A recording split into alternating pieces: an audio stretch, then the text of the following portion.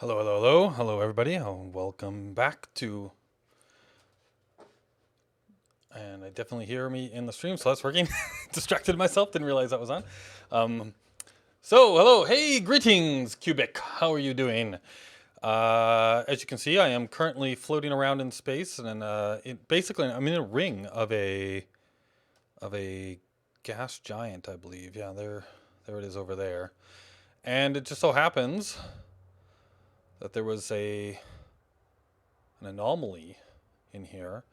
I was doing a little bit of flying, not a whole lot, off stream, and I came across this, so I thought I'd stop here and show you all what I had found before we moving on. Doing good. About to shoot some Stargoids. I'm hoping to do some of that when I get back home. Where am I, you may ask? I am far, far away in a galaxy very near. Well, I guess I should actually probably have to get out of this view. There we go. Let's bring up the galaxy map. So I'm currently on the other side of the galaxy.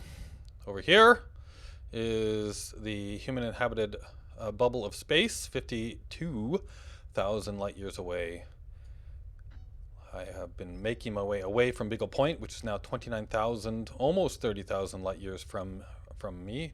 I've made it through 1.5 sectors. I'm into the third sector here. Heading down the spiral galaxy arm that will lead me all the way back to Sol once we hop one more arm. But yeah, that's the goal. I've got a waypoint set way out here. There's another anomaly in this system that I found in the codex. And yeah, so I'm just trying to make my way down the spiral arm. I don't imagine we'll get all the way over there. That's how far away is this? That's 15,000. I think that the most I've ever done in a stream is about 8, so we might get about halfway there, which would put us like right on the line, which would be good progress. If I can get halfway there in the stream, that would be nice. But yeah, this is I found, if I go into the codex, I believe this is something that somebody else has already found. I don't think that I found this, but I did find in this one spot there was this Lagrange cloud here, as well as, I believe if I go, sorry, ice crystals. Yeah, I think these two things are here. We have the ice crystals and the silicate crystals, both in this one place. So I've now confirmed those. And I don't know if because there was quite a few of this stuff that was already here. I imagine that somebody's already found this stuff, because it looks like most of this is in, whoops, the same basic place. So I've got my route plotted. It's pretty cool though. Let's head on our way. Cannot comply. No. Oh, mask locked. Okay, so we got to get away.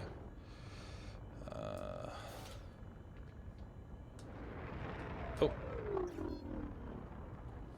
What mode am I in here? There we go. Flight mode. Oh, it appears my boost. Darn it.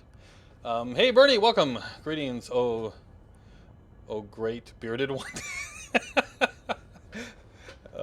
Good job, good job. Looks like, so every once in a while this happens to my controller. So let's see if I can fix this. Set up game controllers. You're not going to be able to see what I'm doing, which is fine. But I have to go into the properties of the stupid thing, and I have to go to turn off the enable clutch mode in the X52. I don't know why Windows forgets this thing, but now I can boost, and then I get my key back. Oh no, Bernie has contributed total to maybe we can do engineering in the space challenge. Oh, okay, cool. So yeah, you're adding to the big goal for the space challenge. I'm assuming that's a space engineers thing. Maybe we can do an engineering. Oh, stop it. My phone is listening to me. Yeah, don't do that. All right. So now I think we should be able to get away. So let's get away. Cannot comply. Oh. Well, not if I've got the hard points out. Charging. Let's get away from the mass lock. 4, 3, And we'll start our journey once again. Joshua! Welcome. I don't have Bull's here to do the proper announcement of your name, but I'll do my best. Okay, on our way. Hello, all you crazy and beautiful people. Appreciate that, and everybody in the chat. How are you doing, Anubis? I would join you on ED, but I am 4 states over where I live. Well, no worries. It would be very difficult. I appreciate the offer, but it'd be extremely difficult for you to join me because I am currently like 52,000 light years away from Seoul right now. I'm making my way back from Beagle Point. So yeah, I've got quite the journey in front of me. But yeah, so it's over the holiday break here. I've been trying to make some progress every day, or you know, not every day, I guess. Like wasn't around yesterday because stuff happening with the season that it is. But been trying to make some progress every day, a little bit of progress every day. Did I scan? I don't know if I scanned. Anubis is basically USS Voyager. Nice. All right, but I am doing some exploration along the way of my route. So nothing here, but what I'm looking for is anything over in this area. I'm looking for signal sources to find some anomalies, and I'm looking for basically Earth lakes, water worlds, ammonia worlds, stuff like that. And if I don't find that, continuing on. But yeah, basically USS Voyager. Except I didn't get thrown through or I guess the Borg didn't throw me many quadrants over. I did it myself purposefully. 3, 2, 1. Yeah, I wonder what the I don't know the distances like that in Star Trek. Like, because I know there was like the Alpha Quadrant, the Beta Quadrant, and in Voyager they were flung over to the Delta Quadrant, right? And Sol and all of that, like the Federation, that's in the Alpha Quadrant, right? Because I guess that makes sense. Like, how many light years are we talking about? Does anybody in the chat know? Like, quadrant size, like how many light years we're talking about? Because I'm assuming it's all in the same galaxy.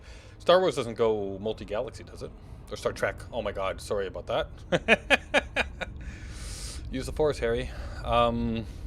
Just to, you know, continue the trend there.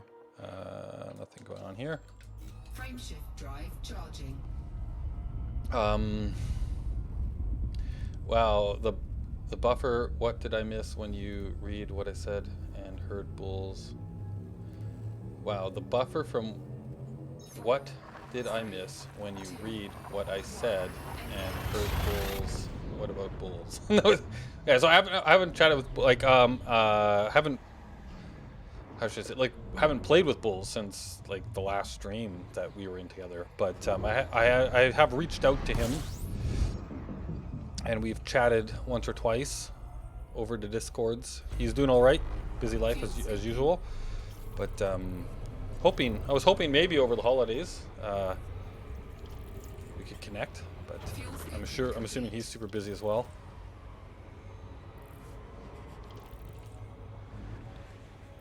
Wasn't the Borg who threw Voyager, it was the caretaker. Ah, yes, you're right. It wasn't the Borg. They ended up in Borg territory, right? Like the Delta Quadrant is original Borg territory. I guess I was thinking back to the TNG episode when I said that. Wow, I got my what was it, Mission at Farpoint, where Q throws them, and that's when the Borg first finds out about them, way back in the day. But yeah, no, Voyager, you're right. That was the caretaker that did that. But still, it was not under their own volition. But yes, you are very correct, Bernie. Thank you for the correction.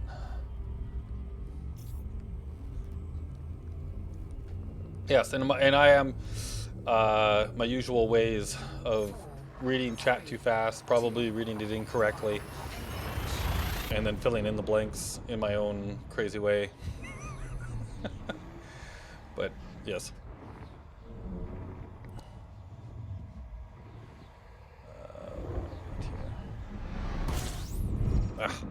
Trying to do something on another screen at the same time. Not working.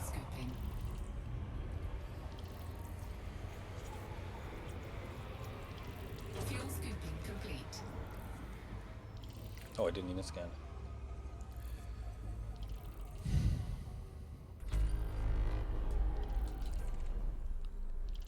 Nada. Frameshift drive charging. So yeah, I'll be streaming for a few hours today. Probably three-ish hours or so. We just got going. Maybe more, depending on if some fellow NidTubers show up later in the stream and we get to chatting about stuff. And how are we doing for time wise? The 26th, right? So I've still got like what, just about a week or so before New Year's. Just under a week now. Because my crazy arbitrary goal was to try and get back to the bubble by New Year's, by the Streamvester stream that we're all doing, but I doubt. I'm having doubts of such things, but I think I will make quite a bit of progress. Even if we don't make it, we will be very close, and it won't be too much extra effort to get back. Because I'm hoping to get back, like I want to be back for the drop of Odyssey, which is not going to be until what, first half of 2021. I don't know exactly what the date range for that is. I don't think they've actually announced it, but I think it's first half of 2021 is what I'll guess, something like that. 4, 3, 2, 1. For the walking around, elite feet, which is still my preferred way. It's not space legs; it's elite feet. I think I heard that for the first time on what was that? What's that stream? News, Elite Dangerous, like news stream that they do. Not that Frontier does, a player group. Can't remember the name of it right now, but they're fun. Galnet, no, not Galnet. That's the name of the in-game thing. What's the name of that group? Can't remember now.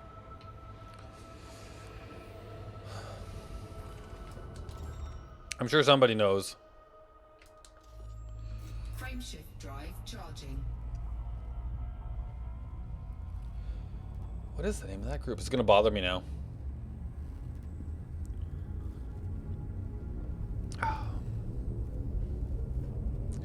Probably look them up. 3, 2, Pretty sure that I have them in my Twitch list as well, because they're a group that I actually listen to and watch.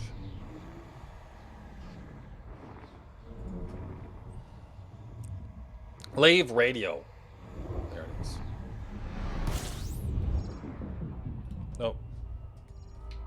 Oh no, my mouse is not. fuel scooping. I was tabbed out. That was close. Fuel scooping Ooh, that was close. Don't take your hands off the controls. One of the downsides to travel like this, where you're jumping a lot and you have multiple monitors and you're trying to do multiple things at the same time. Almost pulled the bulls, heading straight into the star in splendid fashion. Let's try not to do that. I do have an AMFU. I believe that is the right acronym, right? AMFU? AMFU. Nope, I always mess that up. The AFMU. The Auto Field Maintenance Unit. 3, 2, The AFMU. So I can repair myself, which we've already done. At the beginning of my journey home, I did pull the bulls, like right at the very first jump, right into a star.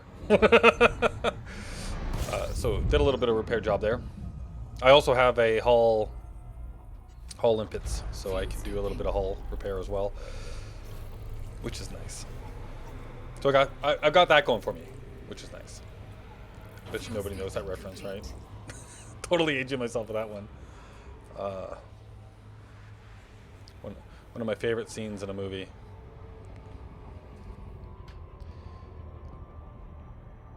Alright, what do we got? Asteroids. Nothing but frameshift asteroids. drive charging.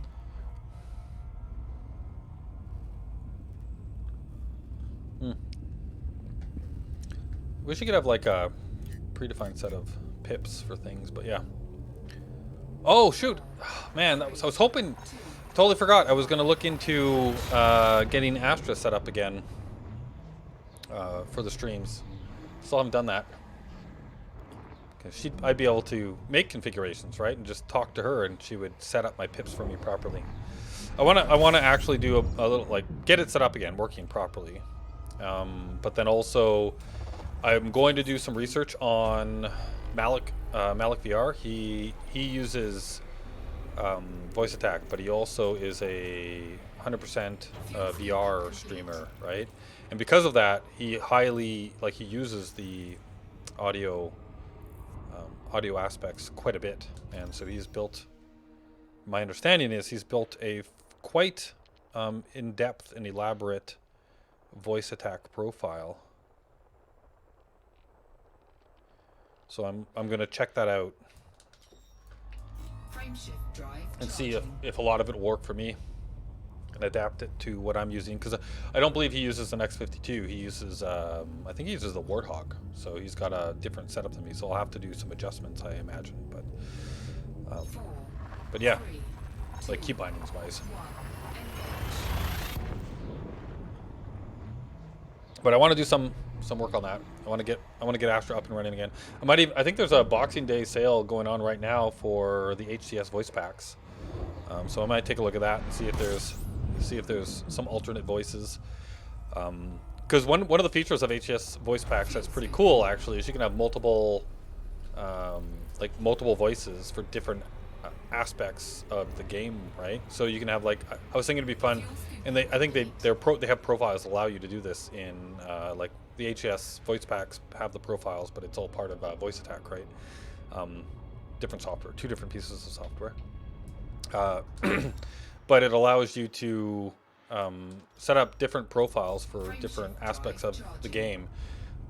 And one example that they use, right, is like when you're in your spaceship, you have one AI, right? Or I guess it wouldn't be an AI in this game; they're illegal. So I guess more like a VI, virtual assistant, as opposed to an artificial intelligence. But like for your spaceship, and then another one for like when you're in your rover, right? And then when Odyssey drops, I can have a third one for when you're walking around. So you could have a space suit VI. What do they call it in this game? It's not a VI. What do they call those?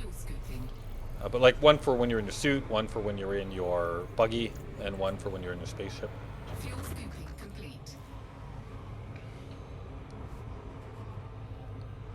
I think that'd be fun. So yeah, gotta get that set up. Been meaning to do it.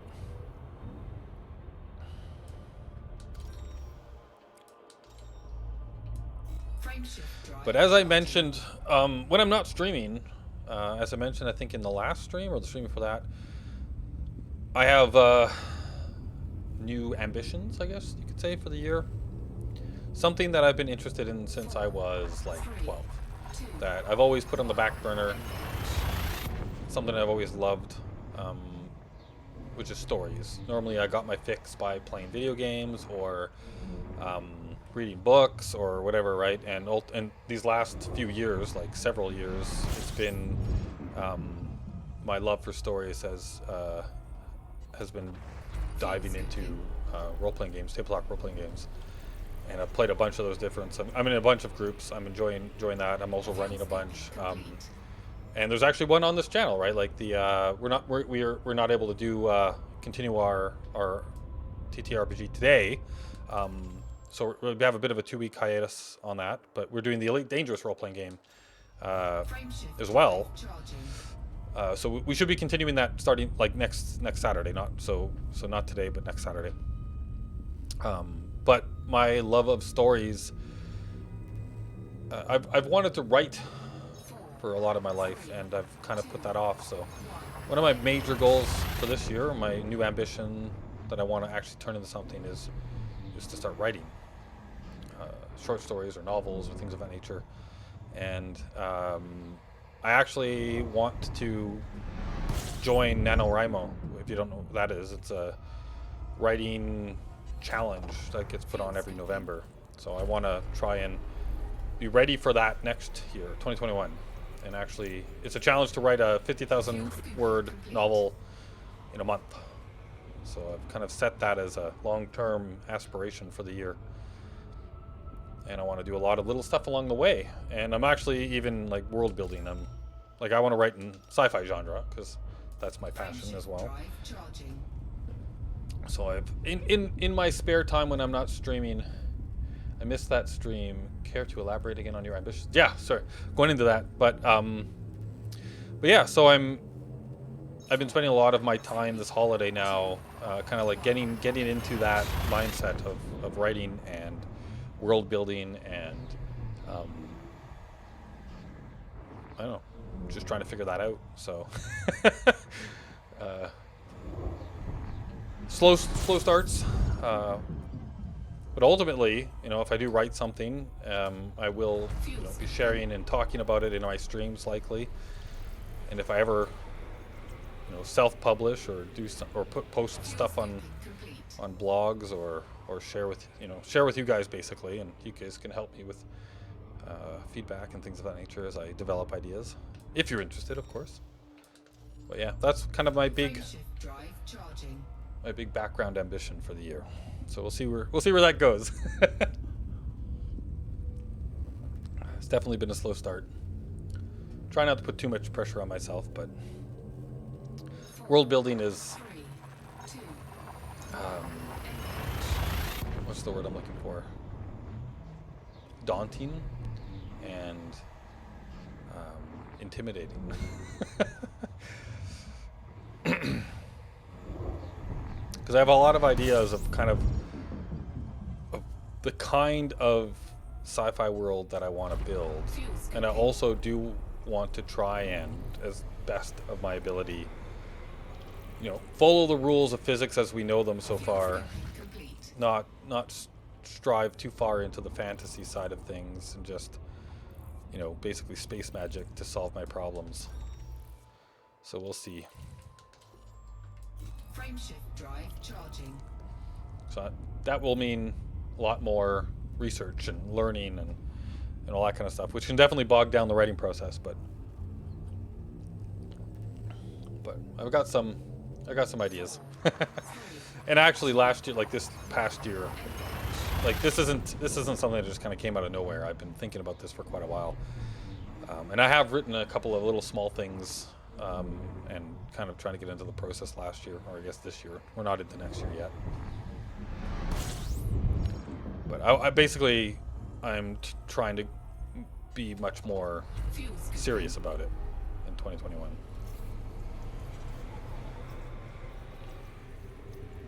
Try and build the world that I want to read. Like if I was the sci-fi world that I would love to read about is I want to build that world and then start writing stories in that world.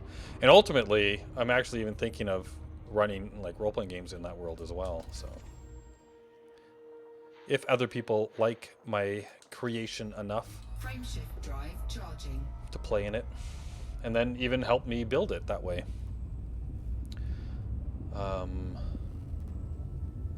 Mahula? Oh, Mahula Brothers. Hey, I know you. Mahula Brothers Incorporated. I watched a bunch of your YouTube stuff. What was it? What was the game that I was playing that you were playing on your channel? You had a bunch of tutorials for it. It's been a while now. It was a space game. Like a space game where you built your ship and stuff too, and then Stationeers? Was it Station? No, I don't think it was Stationeers. It was it? No, I don't think it was Stationeers. It was kind of like Space Engineers, like where you built your own spaceship. There was like a spaceship designer mode, and then there was like the game mode. Empyrean. No. Gosh, what was the name of that? I don't think it was that. I don't know. Could be wrong. But yeah, I watched a bunch of your videos, so thank you for those. Yeah, too many. Yeah, okay. I've been doing the same. Yeah, I didn't read your actual comments. So let me. Oh, let's check. Okay, let's move on to the next place. Getting my mindset for writing a choose your own adventure. Oh, cool. Man, I grew up on those things too. Want to start seriously writing the day after New Year's. Yeah, I hear you. I actually wrote when I was, 3, 2, oh man, I must have been maybe 14. And you're gonna get some. You're gonna realize, like, I'm old. I'll just say right now, I'm old, or at least I feel I'm old. I don't know. I'm 41. But when I was like 14 or so, So this is earlier, like I got into programming, like I'm a programmer by trade, and I got into it when I was probably about 14, 15. And my my dad had a don't worry, this will connect to the Choose Your Own Adventures eventually here. I promise. You're 43. Okay, cool. We're in the same boat, so you might know the history I'm about to go over here. But my father was in the military, and he had a computer. He was an engineer, and he had a computer for what was the name of that thing? It was a I can't remember the name of the computer, but it was this. So it was like basically a block. It was like the first portable, like not laptop, but portable computer. It was hilarious. Now thinking back on it, it's this massive box, right? That had a tiny little monitor, right, little green monitor, and then the keyboard would flip up and clasp onto the front, and then you could carry it around with you. But huge, right? Like bigger than a briefcase. Anyhow, so he had that for his engineering work and stuff, and it had Fortran on it. And I had no idea that it was Fortran. I had no idea about any of this stuff. It was an old computer. And I was, like you, into Choose Your Own Adventures and stuff like that. And so I wrote one. I actually wrote, and I don't have it anymore, but I actually wrote a Choose Your Own Adventure game in Fortran on that computer without even realizing what programming language I was using, and that it was probably a difficult choice to do such a thing in. But all I had was this machine and a book, a little tiny book that had like the Fortran language in it, and an idea for a story. So I wrote it in a Choose Your Own Adventure game, and it was hilarious. It was like, like this classic, you walk into a room and it gives you the description. And I was 14 or whatever, right? So it was probably garbage, but but it was hilarious. That was like one of my first forays into programming, and it was tons of fun. Yes, I played a ripoff of Oregon Trail on something like that. Yeah, man, what was the name of that thing? K-Pro. A K-Pro 2, I think it was called. I think Kaypro, and then Roman numerals 2. I think that was what it was. Man, it's been a while. That was a long time ago. Frameshift drive charging. Still bothering me, the name of that game. I did, because I played all of those games too. Like I did play Stationers, I did play Imperion, but it was a different one. I'm pretty sure it was a different one. So I played it on my channel for a little while too. And I remember when I was doing research on the game that I was watching your stuff. You were doing, I think, at the same time as well. There was like refining and all that stuff in it. Like you would build, like you could blueprint out and build out your ship in a outside game in like a design tool. Like it was still in the game, and then you would go in and you would have to like fly from place to place, and you could, there was like trading and stuff in it. Interstellar Rift, thank you, that's the one. We got there eventually. Ugh. Fuel scooping complete. Me with my horrible, very vague descriptions. Hey, Waterworld! And you with finally figuring it out for me. So thank you. All right, so there's not too much in the system, so we might as well scan all the things. Only 2 more bodies.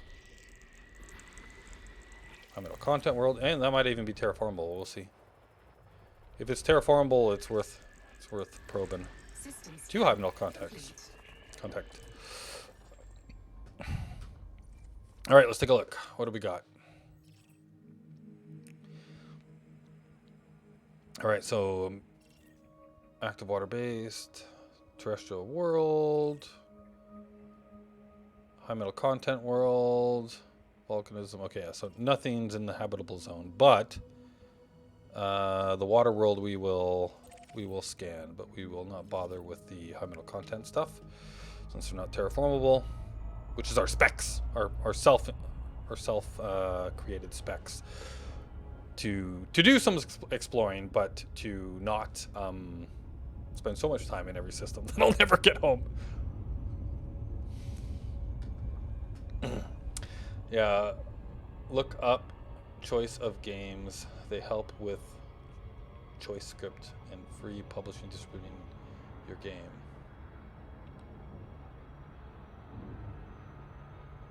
Choice script and free publishing. Choice of Games. Is that so? Sorry, that's like a website or a company. Choice of Games. Choice script is like, is that a programming language or a scripting language for making choose your adventure games? And then they also help you with the publishing stuff. That's cool. Yeah, I dabbled in like more seriously in making games. Spent some time learning Unity and a bit of time looking at Godot as well with the Python variant language that they have.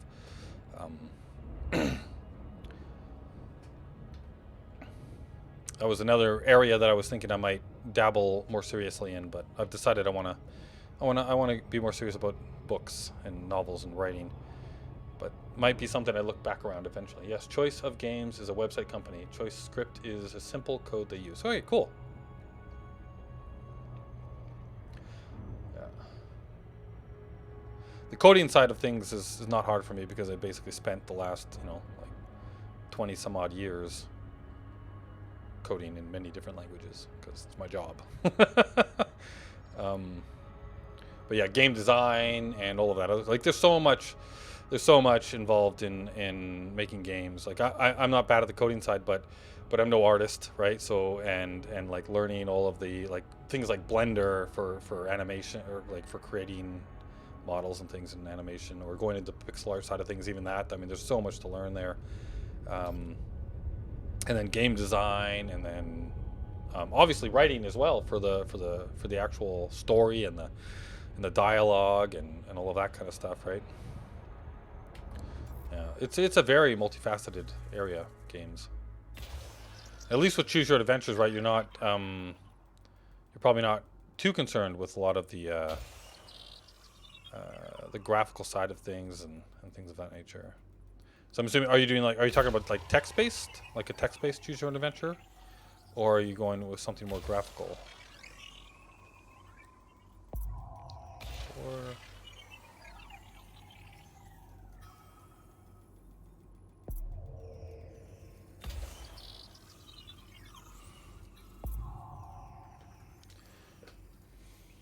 Surface scanned.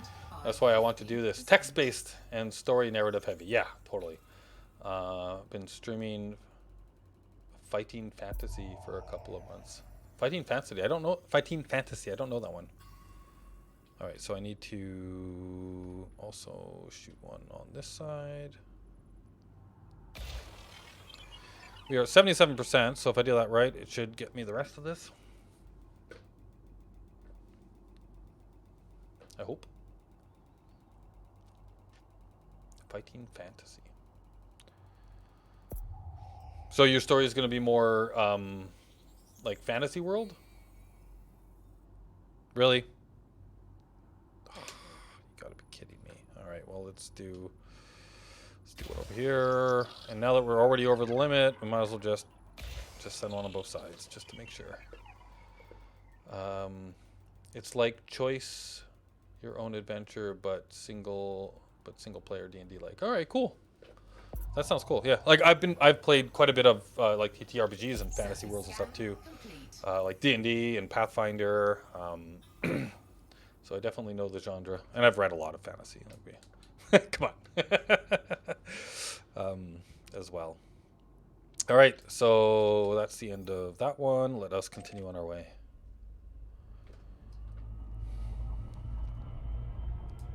Frameshift drive charging. Sounds really cool.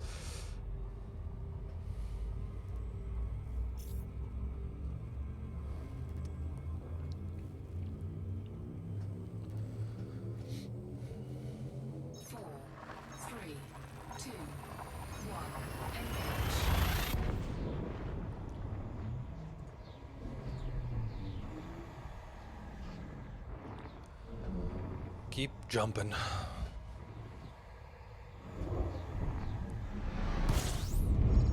Oh, darn it. Didn't switch back the tool.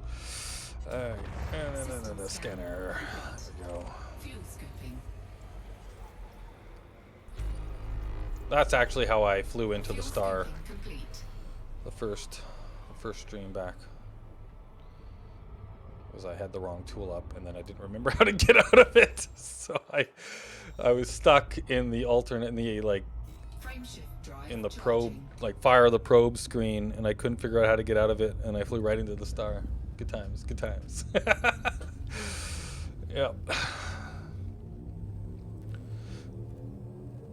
But I've it didn't take long to remember my key binding setup.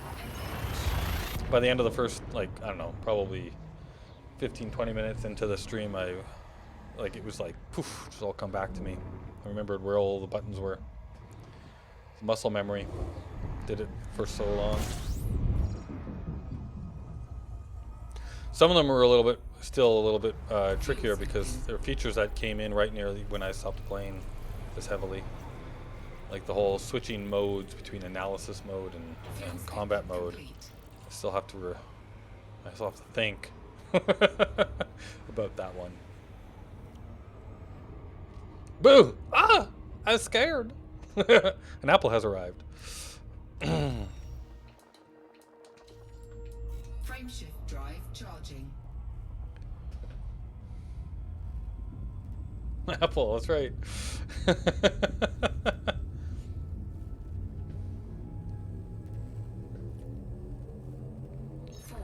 With the very distinctive name.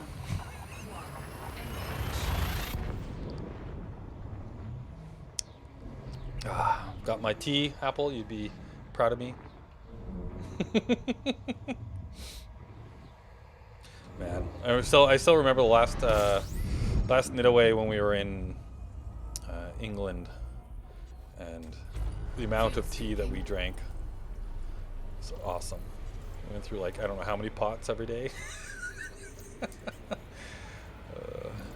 Fuel scooping complete.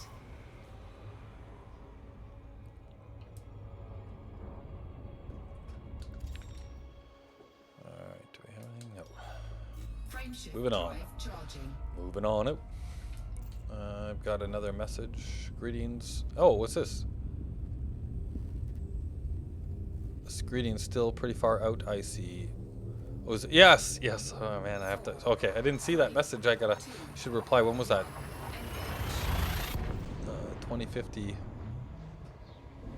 That must have been.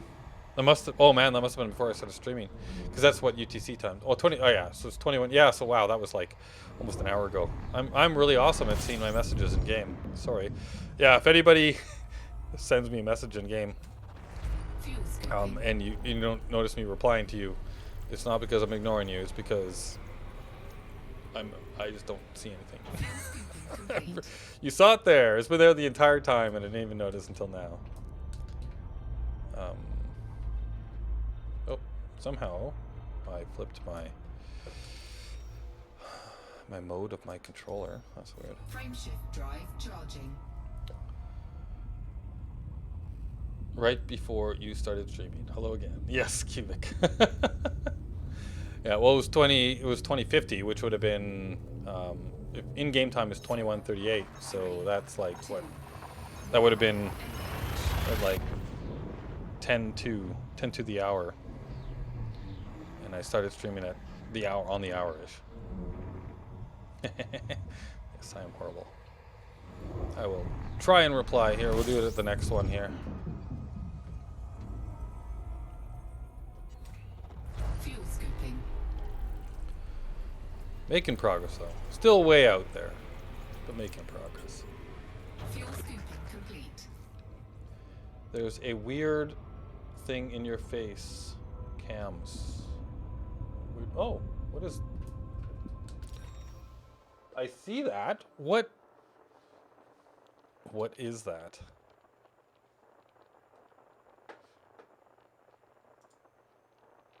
What is that? Source select? What is that? Where is that coming from?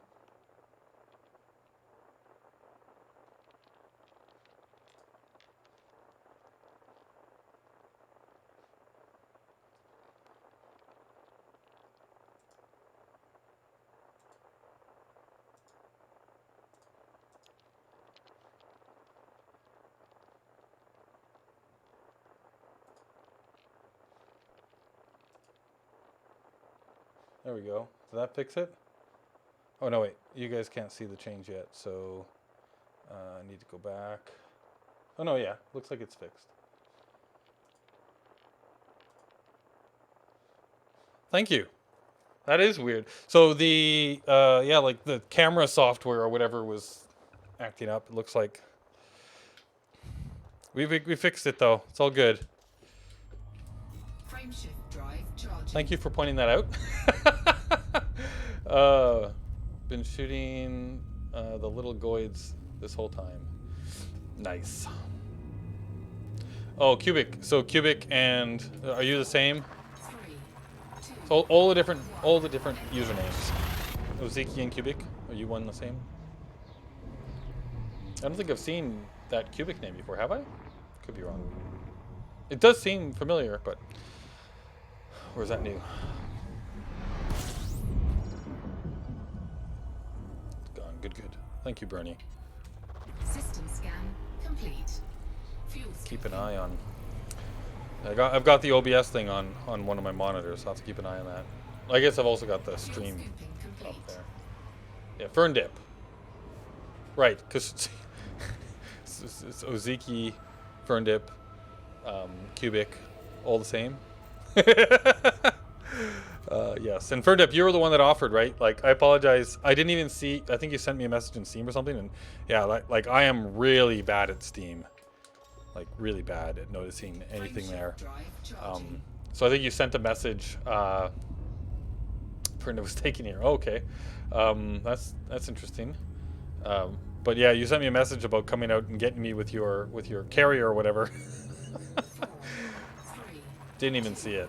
Like honestly, I think I saw it maybe a couple of weeks, like maybe a week ago or something like that. And like by the time I saw it, I'm like, it was months old. Like, oh my god, I felt like a horrible person. But thank you for the offer. But I'm just trying to go. I'll make it. I also want to get enough exploration data too to finally hit elite in exploration. fuel scooping complete. It offered to come get you, waited around at the core while Gunny for a while, and came home. Yeah, exactly. Well, because you offered way back when I was trying to do this earlier, like months ago, right? And then I just disappeared once again into the oblivion, into the void of my life. You waited for this.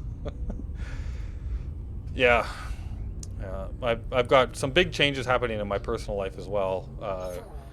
Big contract ended, which was taking all my time. New job in the new year, all kinds of stuff going on. So I'm hoping work-life balance will be a lot better going into the future. Oh, did I? Oh, you redeemed. Okay.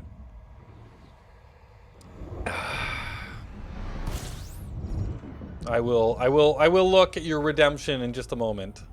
Once I make sure I'm not going to fly into the star.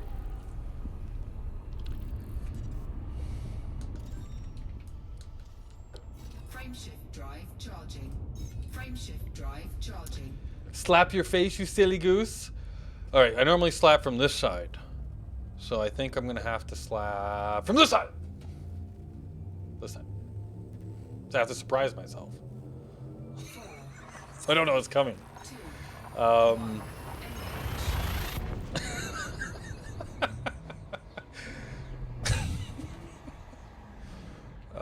I'm glad you enjoyed that. Pull. Man, that reward, I don't know. It's trouble.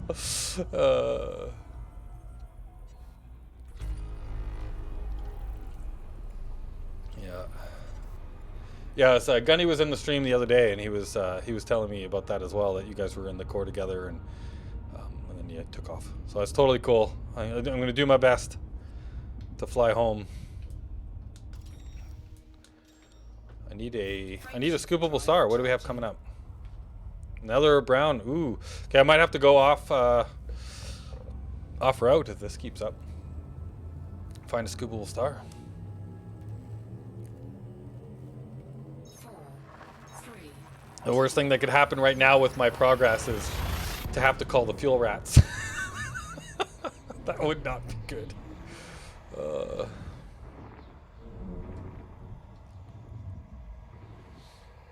That would end the streams real quick.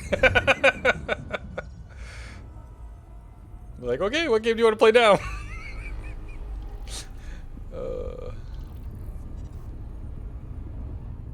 Let's see, what's the next star?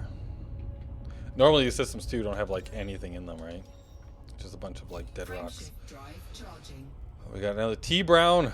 All right, I think we're gonna be half empty next jump.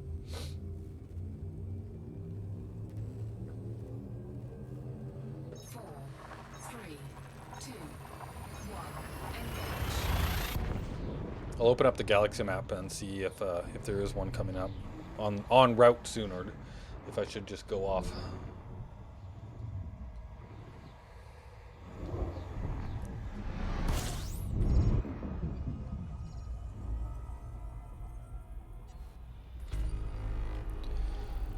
Bodies. So let's just take a quick peek. What's all right, so the next star is a Y, and then we've got, okay, looks like yellow. Okay, so that is a scoopable. So 2 jumps. We should be able to make 2 more jumps. Frameshift drive charging. Oh, I didn't even, oh, I can't do that now. Ah, okay, let's just check. I don't think there's, yeah, no, there's nothing. Okay. Frameshift drive charging. So yeah, we got a brown dwarf coming up, and then I think we got the M class after that. What does happen when you run out of fuel? Do you lose your ship? Well, let me put it this way. So I think, so if you run out of fuel, 3, then your life support, so if you completely run out of fuel, then your ship runs out of power. And when your ship runs out of power, then life support and everything fails. And then you get a countdown until your life's, because you've got, based on the life support system in your vessel, you get a certain amount of time before you run out of air and everything. And if all of the countdowns get to 0, then it explodes. And then when you explode, you go back to the last station Frameshift drive charging. that you parked at. Yikes, yeah, exactly. And do you know where the last station that I parked at was? It was a fleet carrier at Biggle Point. So I would lose all the progress I made and go right back to Biggle Point. And I would also lose all of the exploration data, like everything that I've collected, like I'd lose all of that stuff. So what happens normally with the fuel rats, I don't know if you know about the fuel rats, but they're a player group, so they're in-game player group. Like they're people. It's not like a game mechanic, right? This is a group of people that do this, which makes it even more amazing. They have a website. If you run out of fuel, then you basically just log out of the game, right? Because you don't, like if you don't have enough to jump to the next star. Oh yeah, I better actually fuel right up here. Let's just line up, and then we'll just let it fuel up. So you go to their website and you say, hey, out of gas. And then they ask you for like, okay, what system are you in? All that kind of stuff. And believe it or not, they will come all the way out here. I think there was somebody that actually ran out of gas at like Biggle Point or close to Biggle Point a few years back. And a fuel rat like went all the way across the galaxy to come save them. And they bring with them like fuel limpets and all that kind of stuff. And then they find you, and then they will transfer fuel to your ship so that you can jump to a star that you can refuel on, and then continue on your way. It's amazing. Like these guys are, guys and gals, are absolutely amazing. They are heroes, in my opinion. Frameshift drive The lengths that they go to save explorers from themselves out in the black of space. It's amazing. Yeah, that would be a rage quit scenario. Yeah, would be. But yeah, so basically what they tell you to do is like give them the name of the system that you're in, right, and whereabouts you are in the system, and then you log off. Like you log out of the game, because once you run out of gas, then the countdown starts, and then once the countdown ends, you're done, right? So they're like, nope, log out, and then they fly somebody out, and then they will tell you, like they will message you or whatever, right? system scan complete. Fuel That okay, somebody's arrived in system where you are, and then you log back in, And then there's a whole set of things you got to do, right? Like so that they can find you, like turn on your wind beacon and all that kind of stuff. But yeah, it's amazing what they do. Frameshift drive charging. Hats off to them, big time. There's another player group that so I actually have. I think I had to call the fuel rats. I think I've done it once. 4, 3. And I was also I also pretended to be a fuel rat once for Mirlap. He ran out of gas, so I went and saved him. That actually, the video of that on my YouTube channel that has lain dormant for years now. But and some bloopers because that saving didn't go as planned.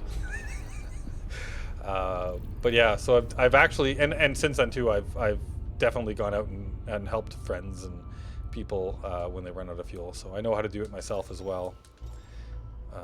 But I'm pretty sure I had to call them once. I think I actually had to call them once to come save me. And but yeah, another player group that I've used as well. And there's a video on my channel for them as well as the Iridium Wing. Another amazing group. They're dedicated to making sure. So they're for people that play in open and explorers that have gone out into the bubble like me, and they come in, into the black of space, and then they're coming back into the bubble, and they don't want to be, ganked by NPC, like NPC characters or by players, right, before they can get to a station. And the Iridium Wing will come out and they will escort you back into the bubble and protect you all the way in. And they're really cool as well. That was super fun, awesome experience. That group is a lot of fun as well. We had we laughed and had a good time the whole way while they were like extremely professional too, right? Like they know their business. So yeah, highly recommend them if you play an open and you're trying to come back and. You watched that video a long time ago. Yeah, it was really good, right? They were awesome. That's also where pulling a bulls got coined, because bulls flew right into a star. That's where that got coined. I believe I still have a screenshot of somebody like edited the Wikipedia page for Elite Dangerous or something, and they added in pulling a bulls as like a thing that happens, right? And of course it got edited out real fast, right? Because that's how Wikipedia works. But and it was also like not super legitimate anyway. I'm going to fill up again just in case we run into another tutorial or whatever. But yeah, I've got a screenshot. Somebody pointed it out, and so I got a screenshot of it. So that is going to live on in infamy. Good times. Good times. Frameshift drive charging. And my understanding is that I don't know, maybe not anymore, because I haven't talked to the Iridium Wing guys in a long time. But for at least years after that happened, within the Iridium Wing, they still use the term "pulling a bulls" to describe somebody who flies headlong into a star.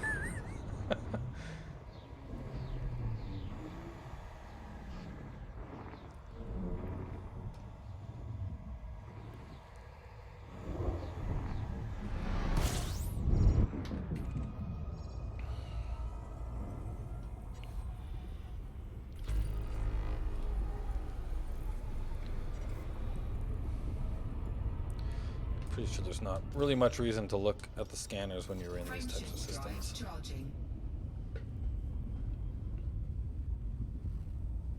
I think Apple showed up, just showed up literally to get me to slap my face and then left. Hello, really? I once edited a memory alpha page for Gul Dukat. The main villain in DS9. Yeah, Gul Dukat. He was good times, that guy. For a streamer who also goes by that name. Oh, hilarious. Probably only so many times you can do something like that before you get blacklisted as an editor. But worth it. Yeah. Yeah, I watched all of, so like, that was like the one, I think I've talked about that before on the stream, but DS9 was was like the one Star Trek series that I hadn't watched. I never got past the first couple of seasons when it was new, Frameshift drive charging.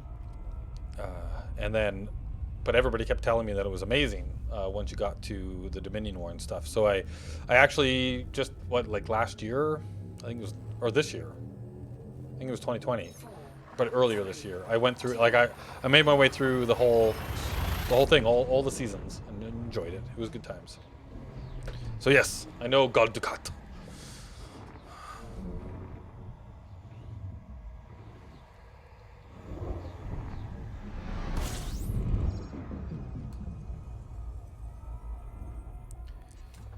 System scan complete. Fuel scooping.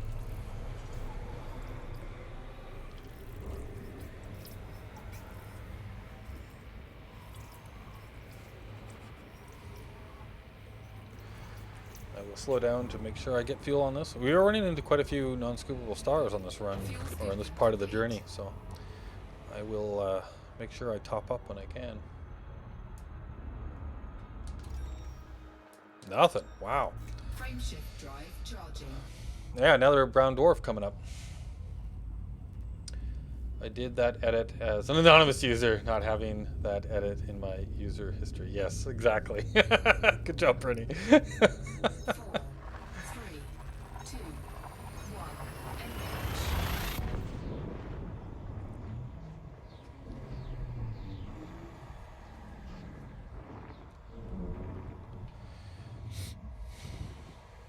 Good times. Yeah, those things normally get cleaned up pretty quick.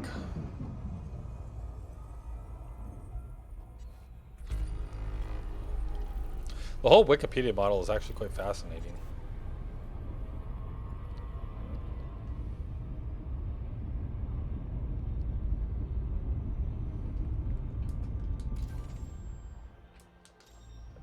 Frameshift drive charging. Another brown dwarf. Yeah, make sure I keep an eye on my fuel as we go through this area of space. Oh, my coloring isn't quite the same as it was. Normally that cup gets edited out of the image because of the green screen stuff, but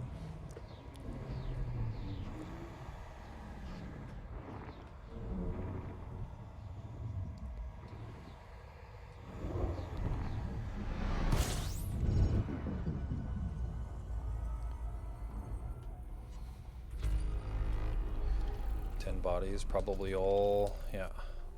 I think these systems are always just, correct me, I don't think I've ever seen like a brown dwarf system that has anything other than just icy bodies. There's probably a scientific reason for that, because this game is very much about trying to be as close as they can to the proper mechanics of space.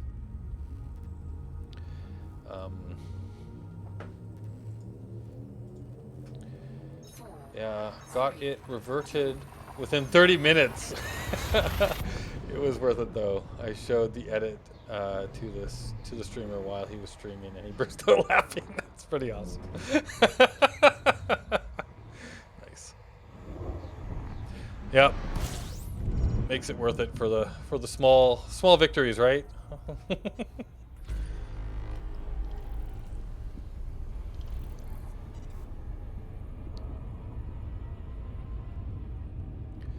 How are we doing on fuel? Okay, so we will be under half on this next jump. Frameshift drive charging. Okay, it's another brown dwarf star, so I'm going to check the route once we get into the next system, make sure I'm not going to run out of scoopable stars, or not reach a scoopable star before I run out of gas. 2, 1, engage.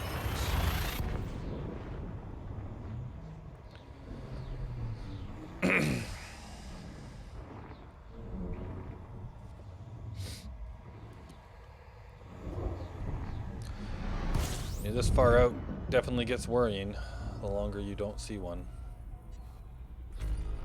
I guess I could edit them out of the route planner, but that's probably going to slow me down too.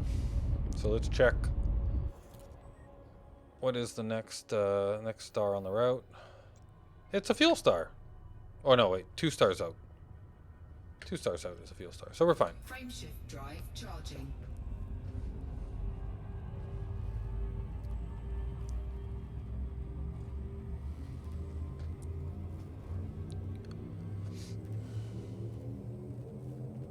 Four, three, two, one. Engage.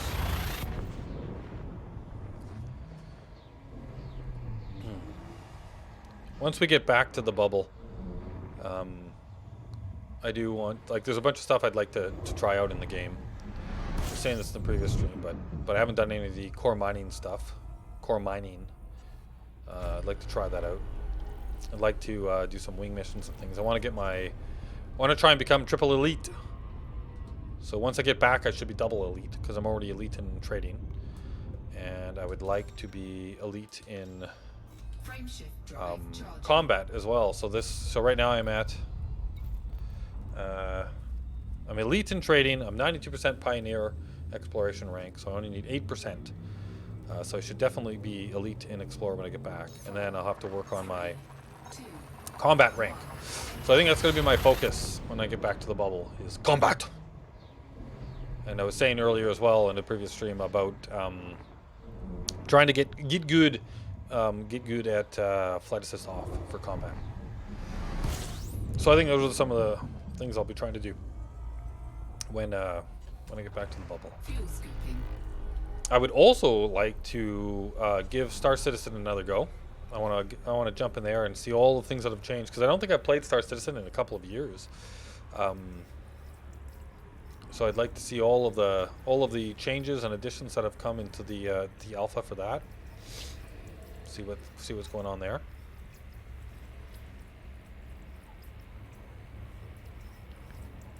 Then maybe try some other games. We'll see. Probably most of them will be in the sci-fi genre. Mahula? No! Star Citizen made. Temperature critical. Oh. Okay, let's get away from the star. Whoa. Like I am not one of the people that expect Star Citizen to be an actual playable game at this time. Let me just double check. Like, to me, it is an impressive tech demo that is very buggy and under constant development.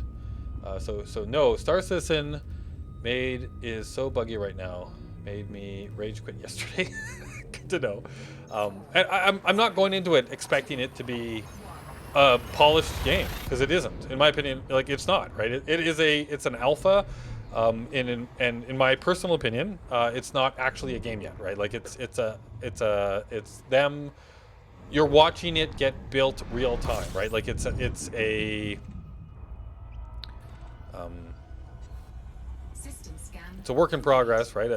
Right now, a tech demo, right? It's a concept, right?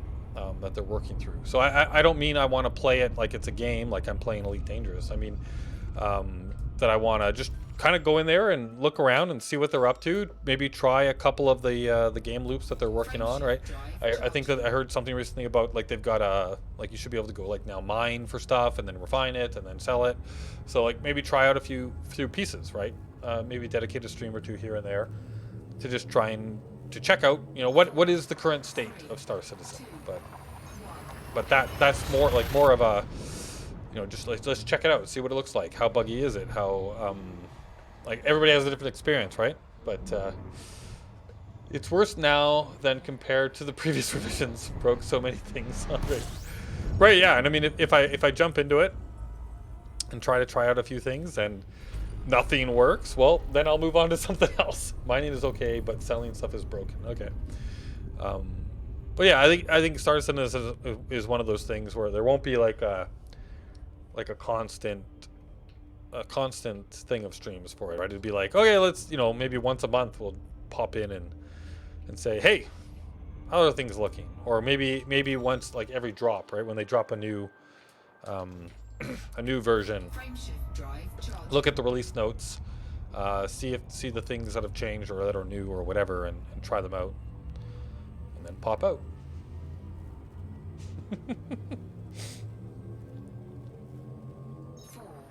Yeah, for me, I'm not I'm less interested in Star Citizen than I am in Squadron 42. That's what I'm waiting for. Squadron 42. I want Squadron 42. I've still got the nostalgia of like Wing Commander and Privateer and games like that in my head.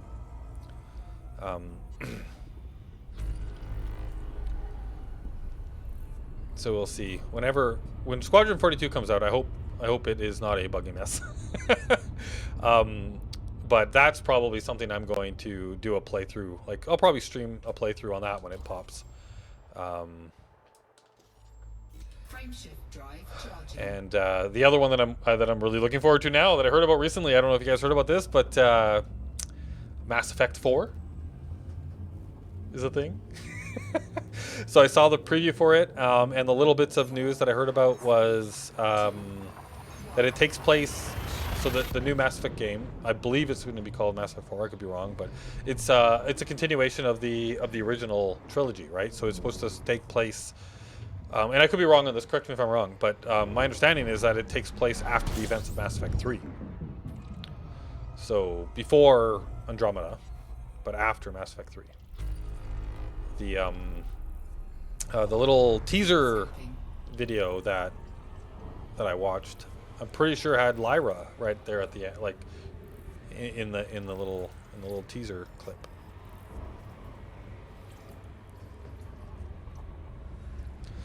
So that's exciting. Although I did hear there was a big exodus from BioWare recently as well, so we'll see how that affects things, I guess.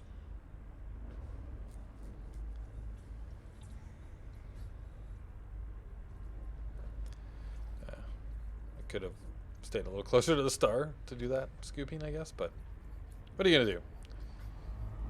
Fuel scooping complete. Get good.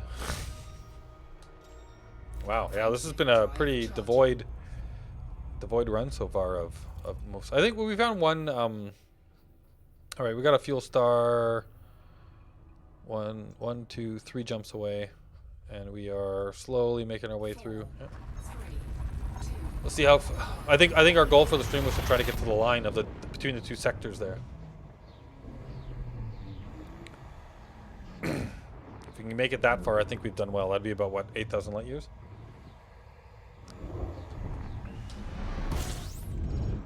And if we keep running into a bunch of these T-Tauri stars, brown dwarfs, there won't be a whole lot of finding things.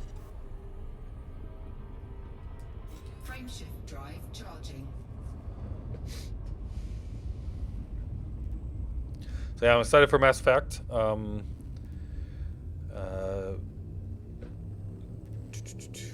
Drunk Spider-Man should be back tomorrow, I believe, with some Spider-Punk 2020. I noticed that that was how he was titling his streams. That's brilliant. I'm also playing Cyberpunk myself offline though. I haven't gotten too far in the game, which I've noticed is a side effect. The things that I stream are the things that I finish, or the things that I actually play through. The things that I don't stream, I just don't make enough time for them because I'm doing other stuff. Like in this, like my writing ambitions, as I was saying, my world building and writing ambitions. Having a hard time with it right now. Just very, I don't know if I call it writer's block because I haven't really started writing, but just wrapping my head around, like what is the setting that I'm trying to build and what are the stories I want to tell. Having some creativity blockages, I guess, maybe going on there right now.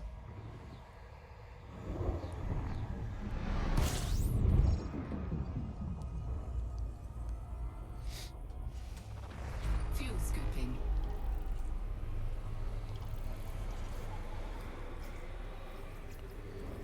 But it's been fun watching Spidey play a bunch of that game because he actually is. He's playing a character I think that is quite similar to the build that I was going for. Although he's not he's not a sneaky. He's not a super sneaky. He doesn't like to do that. Like which honestly I think for streaming, not being a super sneaky is probably a better choice anyway. But he's gone. I think he's gone pretty deep into the tech side of things, right? Like hacking and no, not tech. What's that called? The intelligence and like netrunner hacky stuff, as well as the crafting. So the tech crafting stuff. There's the way that I'm playing it right now is like I definitely have been putting like into the hacking side of things, but I'm going more for a like a stealth hacker that nobody even knew I was ever there kind of build.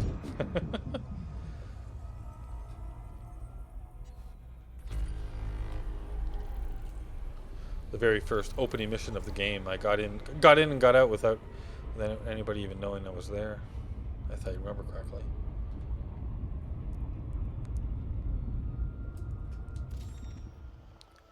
It took a couple of attempts, but Frameshift drive charging.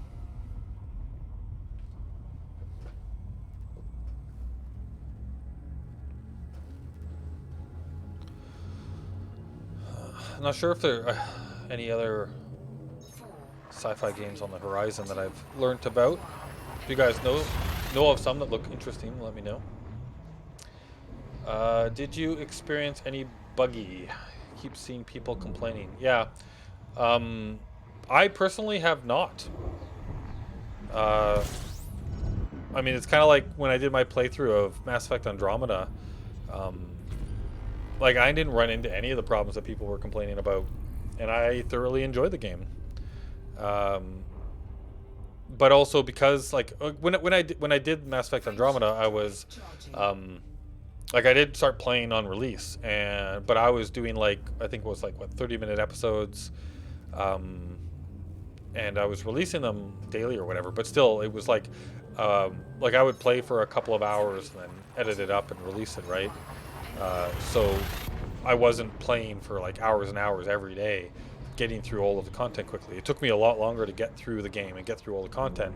So I think by the time I got to the stuff that was buggy, it was fixed, right? The patches had come out, and I think that's similar for Cyberpunk. Like, I bought it, I think a day or two after it was released. I bought it and downloaded it, but I didn't actually get a chance to play it because of life and work until the holidays started. So I didn't actually start playing it until maybe a week ago.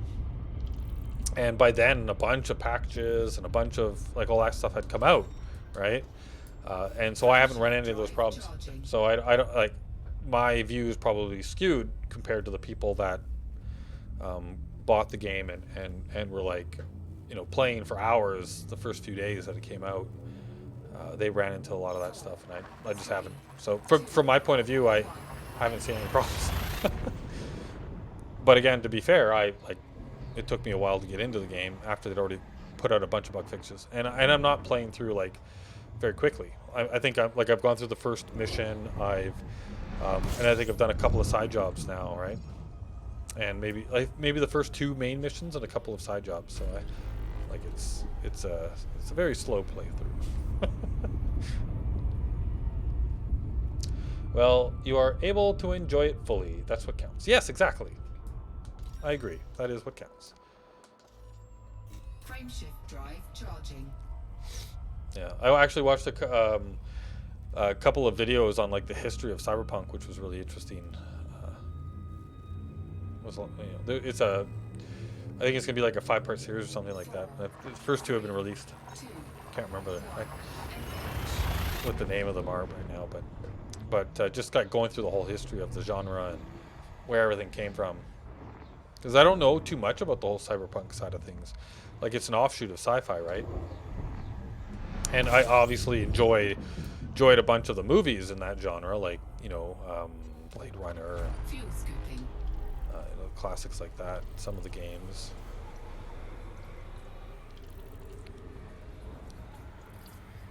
Oh yeah, I need to make sure I'm filling up.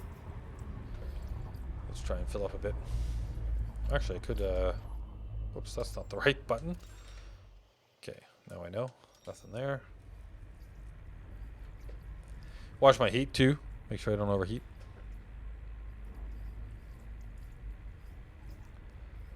Cyberpunk is one subgenre of the sci-fi genre. Yes. Fuel scooping complete. What ship is this, by the way? Oh, so this ship, I am flying a Crate Phantom. So I normally explore, like, my history of this game. I've basically been in an Asp Explorer for most of my exploration. But this ship, before I went out on so I went to Beagle Point as part of Distant Worlds 2, and the Crate Mark II and the Crate Phantom, I think dropped not too long after, or like dropped pretty close to the launch of the Distant Worlds thing. I also didn't start the journey right away either, but yeah, I took a Crate Phantom. Quite like the Crate. It's a nice ship. And I managed to engineer it to the point where I've got 64 point something or other jump range unladen.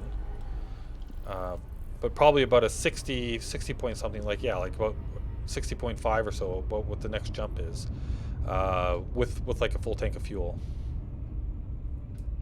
Frameshift drive charging. A Crate Phantom.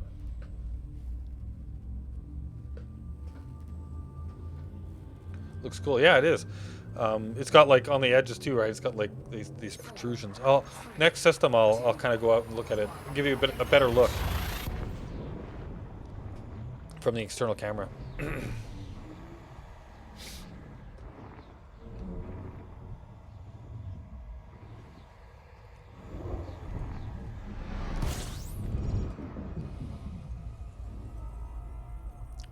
Once we get away from the star. Actually, I probably should do it close enough that we can use the light from the star, but here we go. Oops, that's... So there you go. That's the top of the ship, the back of the ship. That's the inside of the ship. I guess I could, like, show you. Okay, so here's the top of the ship. It's kind of cool. I like the things on the side and everything. And then, yeah, the back. But yeah, here's the interior, right? So it's got 2 seats. I wish, like, I was really hoping that we'd be able to walk around. Like, that's from my understanding, that's not coming. We can't walk around in the ships yet when Odyssey drops. But yeah, so it's a cool interior. It looks really neat. Yeah.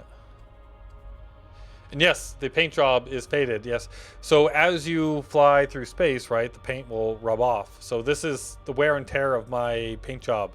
From flying from Seoul, or from the bubble all the way to Beagle Point, and now flying back to oops, what's going on? How do I exit camera? There we go. Frameshift drive charging. And then I purposely haven't been oh,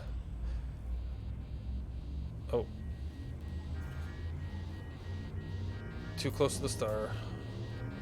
We're taking some heat damage. 4, 3, 2. I started the hyperdrive while we were still too close to the star. Oops. Wait, so that's a game mechanic that makes it even more cool. Yeah, it is. So yeah, as you fly through space, your paint will wear and tear. So yeah, that's a game mechanic. When you go back to a station, you can fix the paint job, right? You can say, you can pay to have them, you know, recoat the paint job. Frameshift drive charging. But this is my Explorer ship. I don't like the wear and tear. Like, to me, that's kind of like, why would you do that? It shows you, it shows people that you are an explorer by the fact that the paint job is all worn off. 4, 3, 2, 1.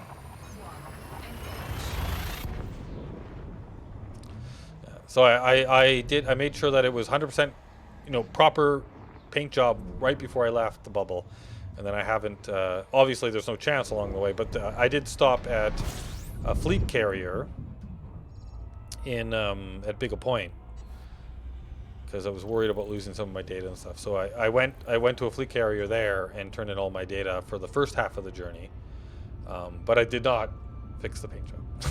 Frameshift drive charging. It's like, why would you do that? Oh, I better check for a fuel star at the next jump.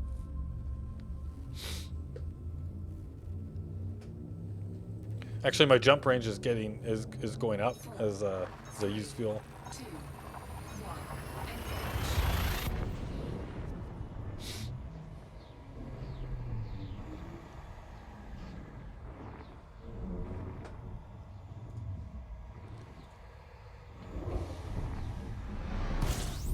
All right, we got a fuel star. Perfect.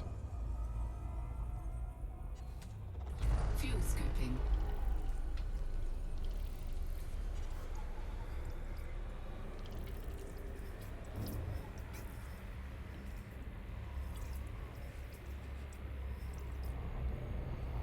Let's fuel up. Hopefully we don't go too hot. Warning. Temperature critical. Yeah. You're fine. You're fine. Fuel scoop disengaged. All right. Now there could be something here. Nope, nothing. Frameshift drive charging.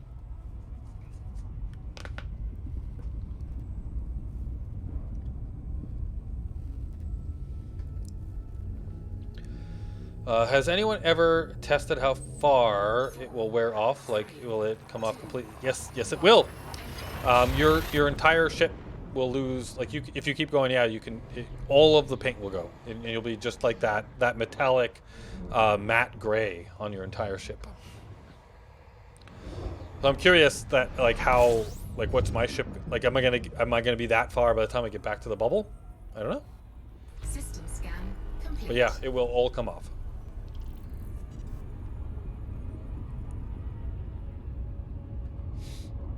Interesting. Frameshift drive charging. Yeah, and at that point, at that point, I'd probably fix the paint job, right? Because you'll get to the point where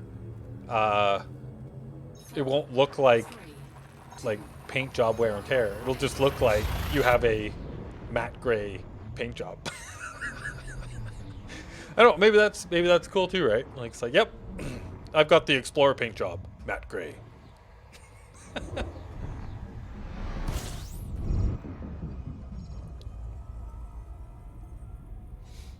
System scan complete.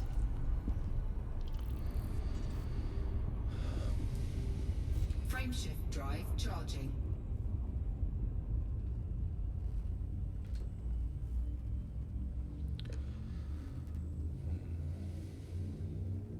Actually,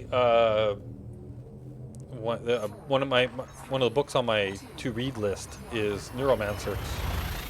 That was a classic cyberpunk beginning the genre cyberpunk book, and I've never read, and I've heard good things about it, so I'm gonna give that a read soon, I think.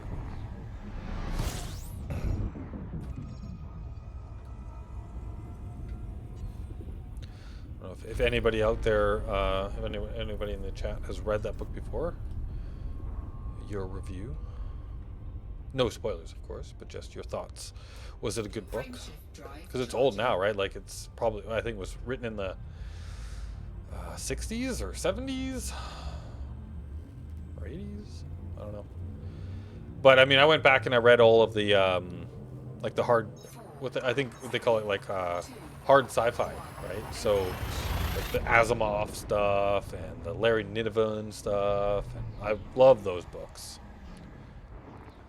The No in Space universe, right? The Larry Niven stuff, and the Foundation series was excellent. Asimov, and the Robot series, right? Excellent. Loved all that stuff. So I definitely read a bunch of the classic sci-fi stuff, but just nothing in the cyberpunk genre. So I gotta fix that. Frameshift drive charging. Any other recommendations are welcome. Closest I've read ever come to the genre is having watched Hackers and Johnny Mnemonic. 4, 3. Yes, I enjoyed Hackers. That was yeah, Hackers was a 90s movie, I think. There's another one that's even around the same time, I think, called Sneakers, which was really good too. And Johnny Mnemonic, yep, I've seen that one as well. Classic Keanu Reeves. System scan complete. I haven't rewatched both the 90s. Yeah, I think so. Early 90s. Yeah, Sneakers was really good too, around the same time. Um, Frame shift but drive charging. I haven't rewatched any of them. My memories of Hackers and Johnny Mnemonic and Sneakers are all from back in the 90s. I imagine that they don't age well. 4, 3, 2, 1. Engage.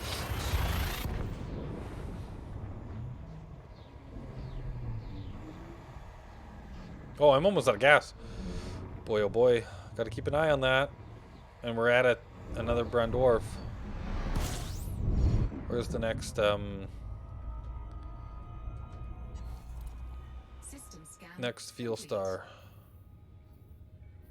Not in range.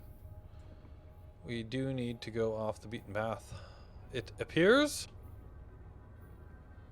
Or the other option is to just go back into my plotter, and say, I do not want any of these stars. And then I want you to replot me, please. Will it do it? Will it replot? See, that's not on the route anymore. That doesn't work. Do I have to...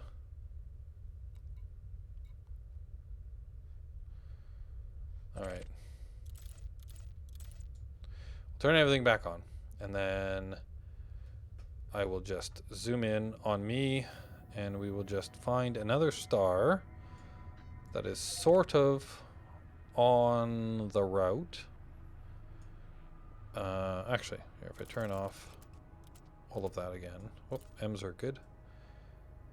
Where is a star that's sort of in the direction I want to go? That looks like it is a scoopable star. 49 away. You are an M. Alright, so I'm just going to... Oh, but I can't... I wish there was like a one-off, like... I'd have to replot completely, huh? Alright, well, let's do it the hard way then. Or not the hard way, but... If I go back over to you, and let's zoom back in on you.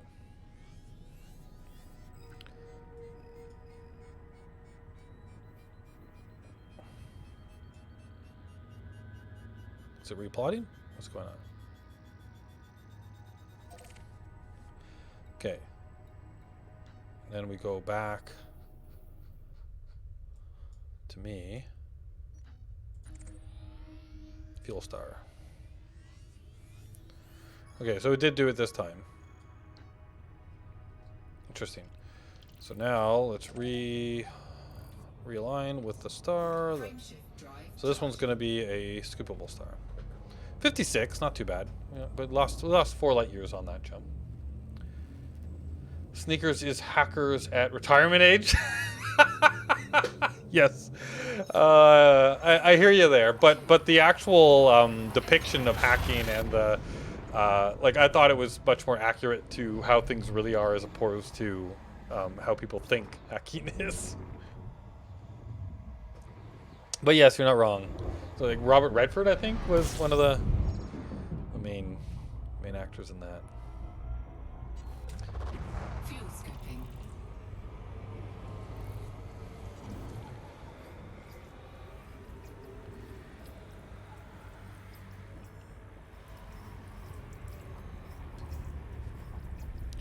Fill them up.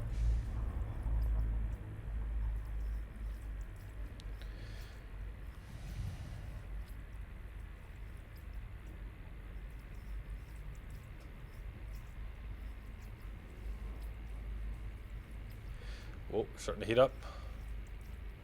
Warning, temperature critical. Fuel scooping complete. Okay, we got all the fuels. Let me go back into the plotter, and maybe we'll keep the... But I want to throw in some other stuff. Just, you know, I don't want to avoid some of the cool things. But maybe the protostars and all of these ones we'll leave out of the plot router. And then how do we make it recalculate again?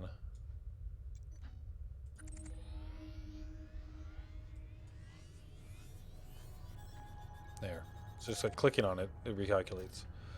Okay. Frameshift drive charging. Because I also think that there's not going to be really anything interesting around those stars either, for exploration-wise. 4, 3, 2, 1. Could be wrong. Do you guys know if I should be avoiding those or not? It does mean that we're going to be losing, looks like maybe between 4, you know, up to about 4 light years per jump.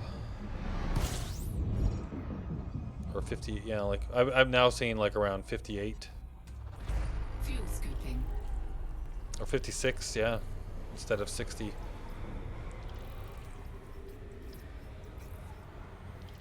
Just happen to be in that kind of area of the where there's lots of Frameshift drive Torais. Oh, charging. I didn't even check the. Yeah, see, look at that.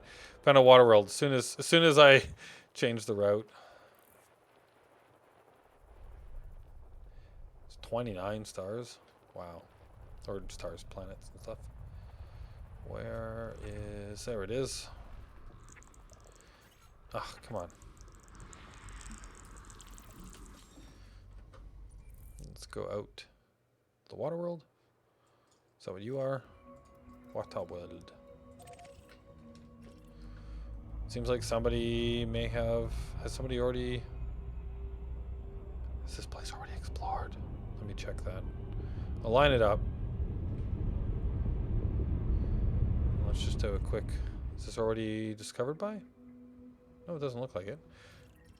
Oh, is it just because these... I was kind of like pointing at these, so I've been discovering them as I fly by them, maybe.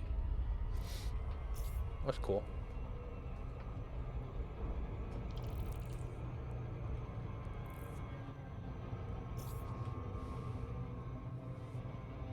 Don't need to slow down. I'm not going to them. OA6. Oh, because it's like flipping over from the line up above.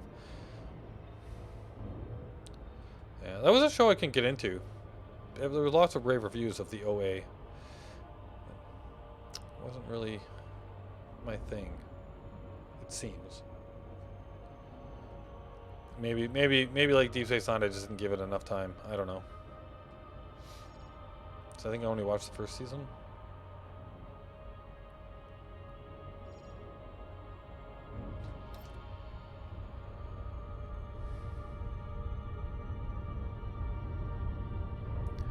Wow. It's got an interesting look to this water world.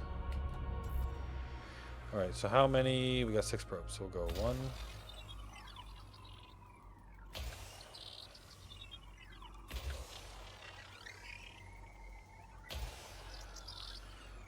Try and put one kind of like right around the backside. So 1, 2, 3, 4, 5. That's 5 probes.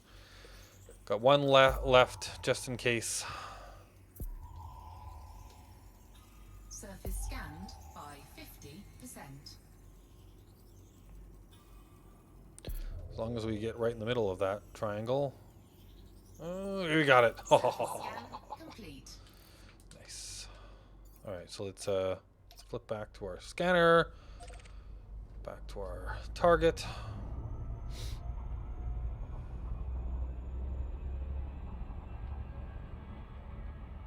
Frameshift drive charging. Oh.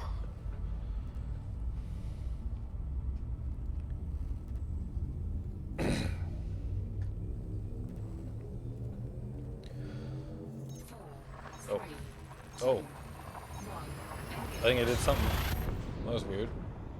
See those 3 lines on the screen? That was weird.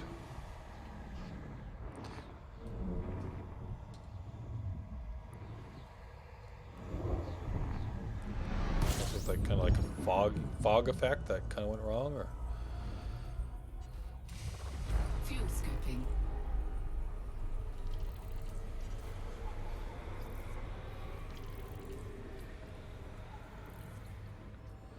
currently waiting for the Expanse to end. Fuel scoop disengaged. Let's just take a quick peek. Yeah, I'm all caught up on the Expanse. Was it four episodes have come out for season 5? Season 5 is currently airing, but they are already announcing that season 6 will be the end. So I'm waiting until after that. 2. Are you sure that season 6 is the end? I think I've heard some conflicting reports on that. So I thought they might be trying to do the whole series, right? Because there's 9 books in the series, and the 9th book isn't out yet. I've read all the books too. I've read books 1 through 8, and I've read a bunch of the novellas and everything that's come out as well. Books are excellent. Fuel scoop disengaged. But yeah, I've heard. I also heard that season 6 might be the end, but I also heard that might also be a rumor. That season 6 isn't the end, so I don't know. I considered getting into it after season 3, but then Amazon picked it up. Well, actually, Amazon picking it up is the only reason that we got more than 3 seasons, because it was canceled, right? And then Amazon picked it up, and that allowed it to continue. You want to binge it? Yeah, it's definitely binge worthy. But it's also rewatchable too. So like I was kind of like keeping up with it, right? And then I rewatched it Fuel scooping. recently. So it's a good series. They take pains to Fuel scooping be complete. accurate with the physics of space, which is nice. Not many shows do that. Not many books do that. I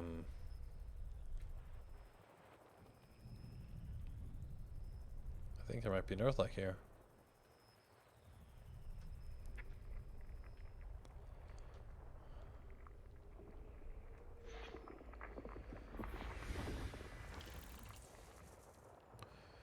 That's a rocky world. I do prefer the books to the show, which I know is not an odd thing to say, but the one thing that I definitely found though was that the characters are much better written in the books, and that actually kept me away from watching the show for a while. Actually, was the way that some of the characters were written in the TV series kind of irked me a bit. Took me a while to get over it.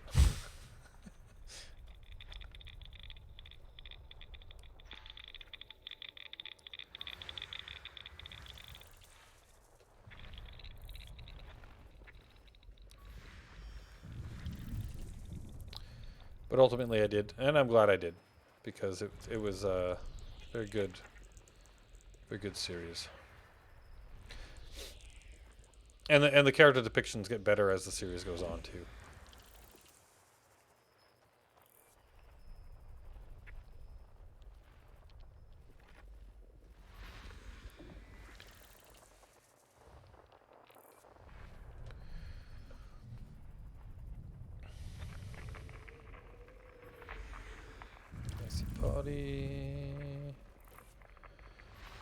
Spotty. Spotty. Oh, there's stuff behind the star. Of course there's stuff behind the star. Let's do this stuff. I bet you the Earth-like world I'm looking for is behind the star. Or not. There it is. Beautiful. So I'm going to start flying towards that then. And then I will scan the rest of the system. Once we get closer to it and away from the star.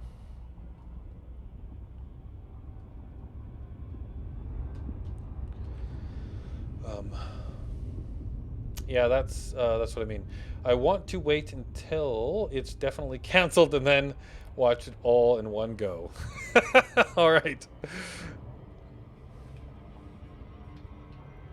That's definitely a way to do it. I um I don't disapprove of that method either because uh, I with the Game of Thrones. Oh, I'm going too fast. With the Game of Thrones, I got into the books and I started reading the books, and I don't think that guy's ever going to finish the books. So that's a little sad.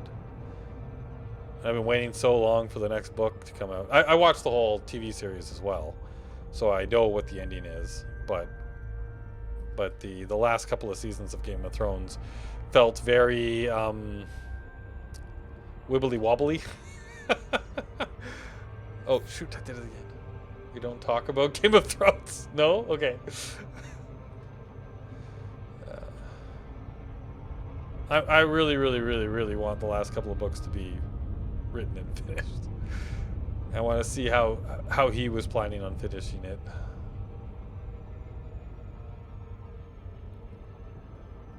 Whoa, whoa. All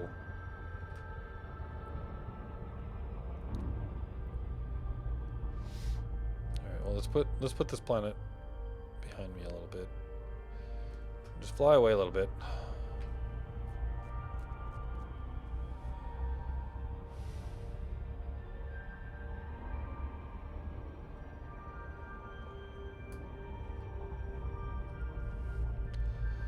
So we'll probe this thing and we'll finish scanning and then we'll move on.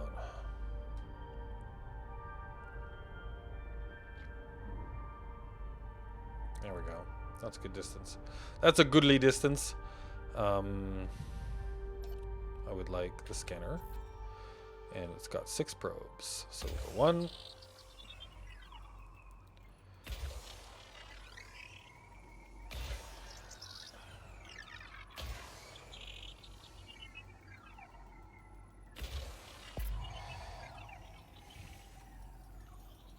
And I guess while that's all happening, I could scan the rest of the system. By 50%. There's one right there.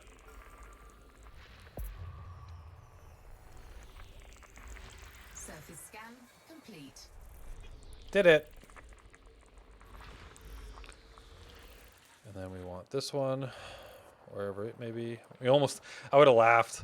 The whole point of flying out here first was like so that the star wasn't in the way. Would have laughed if the planet was in the way after all System that. scan complete. So, all right, so we've scanned the water world. We've scanned. Sorry, let's see here. So this one obviously is a Earth-like, but this is a candidate for terraforming, so that's worth scanning. So we'll head over to that one and scan it probe it as well.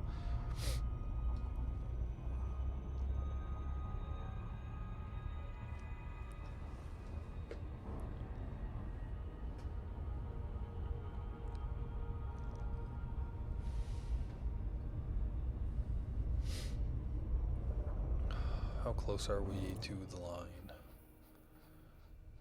We're still quite a ways away. We're making progress. Earth-like world. That was so. I mean, just for finding that, and I'm pretty sure this was undiscovered, right? Yeah. Nobody's found this before, so, or at least nobody's turned any data in on it before. So that's always another thing too, right? Is if somebody else has the data for this already or finds it after me, but then like gets and turns it in before me, then I lose out.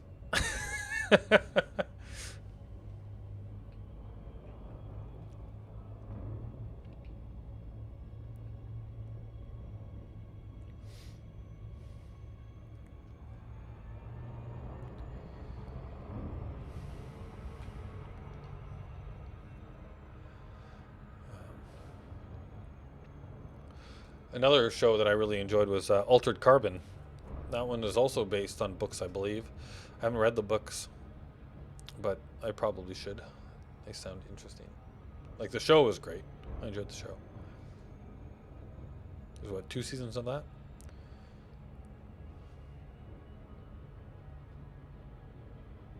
Not enough good sci-fi out there yet. Need more. There's some horrible sci-fi out there.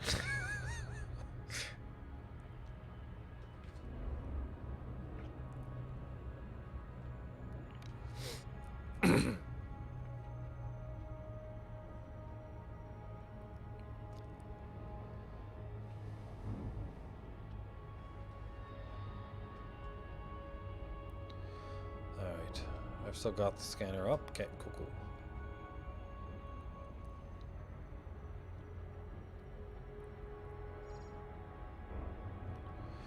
Okay, we are approaching said planet.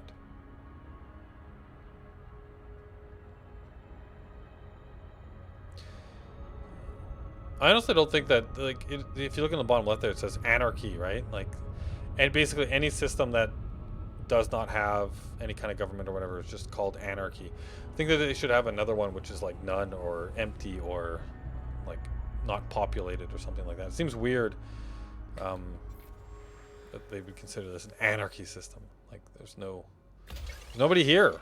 You can't assign a political viewpoint. There's nobody there.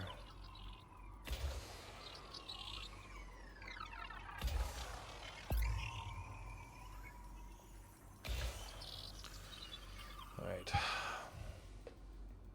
Yes. Horrible sci-fi. Like all that Star Wars nonsense. Well, yeah.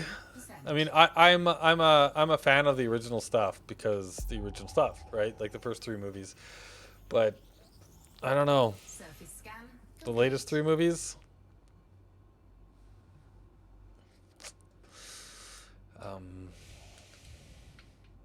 What's going on here? There we go. That's what I wanted. All right. We have now scanned these worlds. Hey, Mir. Hey, Mir! Mir is here.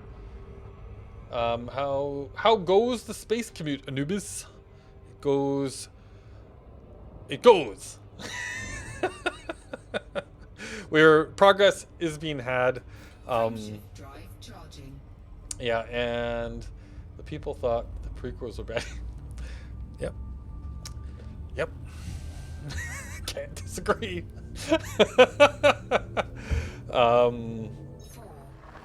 Yeah, speaking of that, like, so I don't know if it was because Disney took over or whatever, but he's lost. Yes, Cupid. Or should I say Ferndip, or should I say Ozeki, or should I say yes. Oh my god, I did it again. I'm lost in space. That one was okay. First season of Lost in Space, I was like, meh. Second season actually got better, in my opinion. Because the first season was way too focused on just the more of like the social drama of people, and like, and less like more. It just felt like it didn't need the sci-fi setting to do what they were doing, right? Like there was almost nothing that really kind of like pinpointed that, right? But the second one, because like whenever I think of like good sci-fi too, like you need to include the environment as like part of like a serious part of the troubles that you run into. And yeah, there was a little bits in here and there, like in the very beginning. But when they, yeah, I don't want to say too much, I guess, just in case you haven't seen it. But it was okay. Like I enjoyed it. It definitely didn't fall into like the super bad, or the bad category. But the second season actually introduced a lot more kind of like environmental problems and making space more of a character and less of a backdrop, which is what I like. It's one of the reasons why I like the Expanse so much, right? Is the back, like the universe, the solar system, the physics, it's a major factor in like everything that happens in the show, right? It's a full-on character in the show. I don't like how much Star Wars they're doing in general now. There's too much. how much Star Wars in general are doing. Yeah, the one exception there is I actually have been quite, and I think this is not an unpopular opinion, but The Mandalorian has been a lot of fun.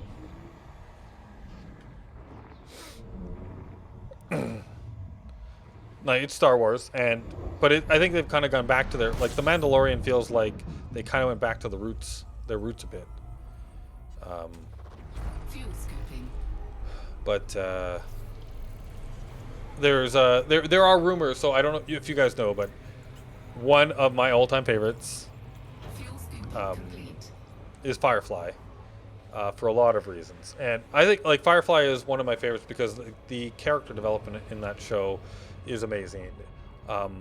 You know, like there, you know, there's a lot of kind of like non-hardcore sci-fi going on in Firefly, but space is a serious consideration, right?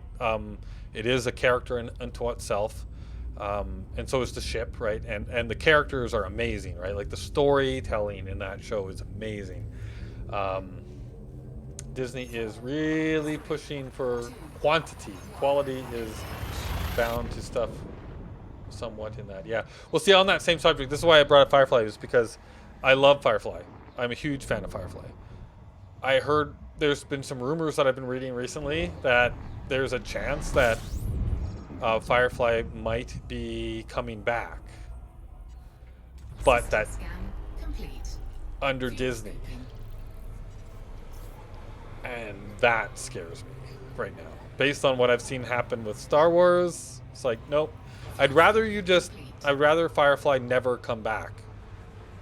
If the people that are going to bring it back are going to do it a disservice, and you never know, right? Who knows, right? Maybe they'll do a good job, but from what I've seen so far, I'd rather them just leave it alone. I'd rather it just never come back Frameshift drive charging. than to come back and it to be ruined.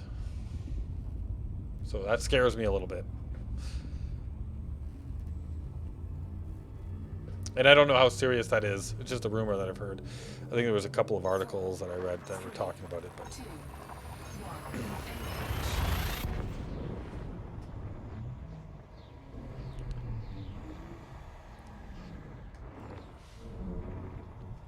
because, like, in the article I read too was that they were going to try and, like, PG-ify the Firefly. And it's like, no, you don't do that. If anything, it should go the other way, right? I don't know. I've got lots of opinions about Firefly. fuel scooping complete.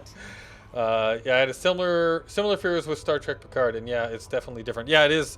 Yeah, there's a different feel to Picard, isn't there? I'm enjoying Picard, though. I am enjoying Picard. I am not, so no spoilers, because I am behind on Picard. Frameshift drive charging. But I am enjoying it. But I agree with you. The vibe in it is very different. It does not feel. It feels more gritty, right? Like less utopian of like the original vibe behind Star Wars, right? And more gritty, more kind of like aspects of maybe even cyberpunk or grimdark are being brought in a little bit. Not a whole lot, but it feels less idyllic, right? Like they're showing a darker side of Star Trek with it. Not that maybe that's like I don't mind that take. Although there is something to be said about Star Trek being Star Trek, right? And you know, because we get a lot of gritty and dark already in a lot of the sci-fi that comes out. So kind of like nice when there's, you know, like there's that one that still has that idea that we're not going to just all kill ourselves.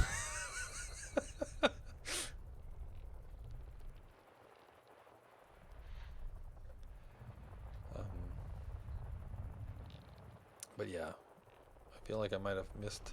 There it is. I found you.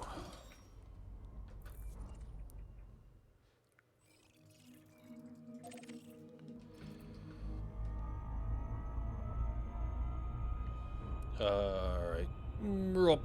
Let's line up with this place. Good Lord, I absolutely abhor how vulgar people seem to have become in Star Trek Picard. Yeah, see, like that's exactly what I'm talking about. Yeah, like that, like it's much darker, right? The new Star Trek, much darker. Oops, slow down. It does, yeah. It has a very different feel to it. Um, the very first scene of the first episode made me tear up. I already knew that images I'd be seeing, who would appear. I just didn't expect that song.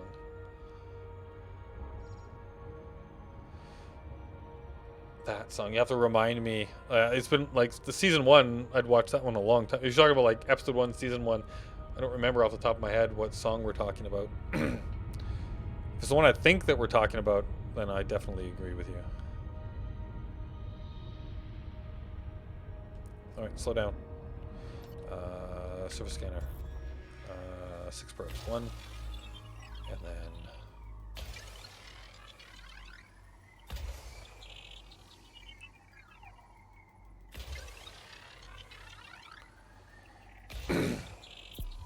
All right. How are we doing? Oop.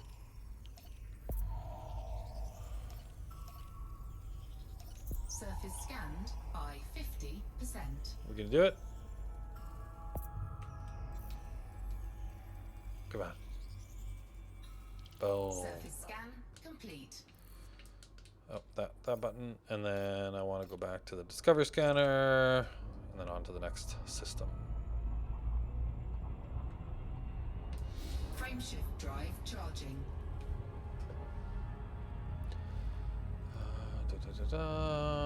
They used blue skies, which is also used in the movie Star Trek Nemesis, where Data died. 3, 2, I hear ya. I feel ya. I also don't like how mean people seem to be to Picard in that show. Yeah, I know. It's like it definitely has taken on a much darker tone to the world, right? Less idyllic, less utopian. system scan complete. They're trying to show a grittier side to the universe, and in that respect, like if that is their goal, they're doing a good job of it. But yeah, it doesn't feel Star Trek.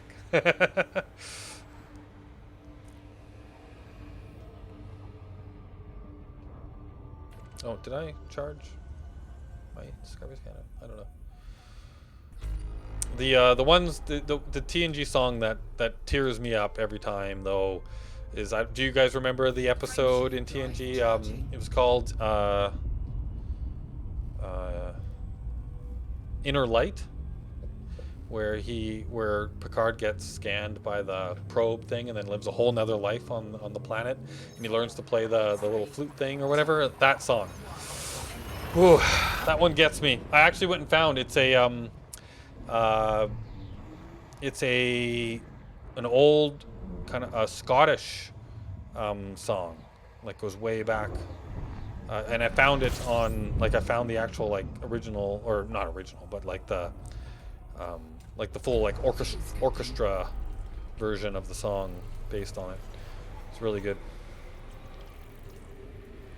That flute song was later expanded into a suite on a soundtrack release. Yeah, it was. But it's based on a really old Scottish song, orchestra. I don't know what, not using the right words, but Frameshift drive charging. yeah, that one always gets me. Inner Light.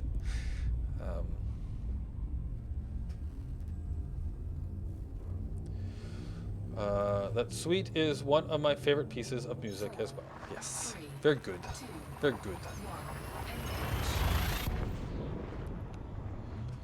Yeah, and then the episode, there was that second full episode where he has the love interest with I can't remember what her name was.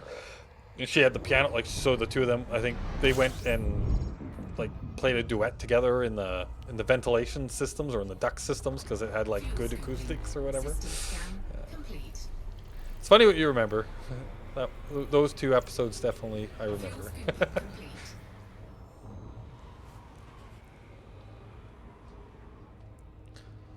complete.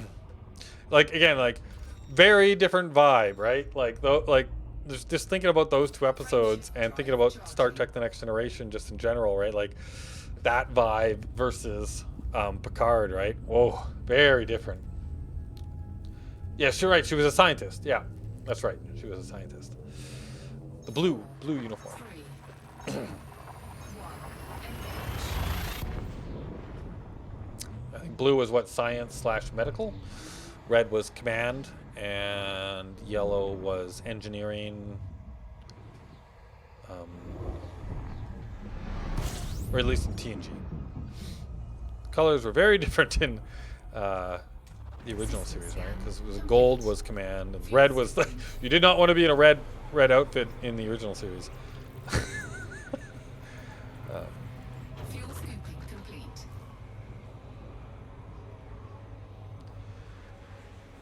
And then, but blue, I think blue was the same in both, right? Medical science was blue in both TNG and in the original series.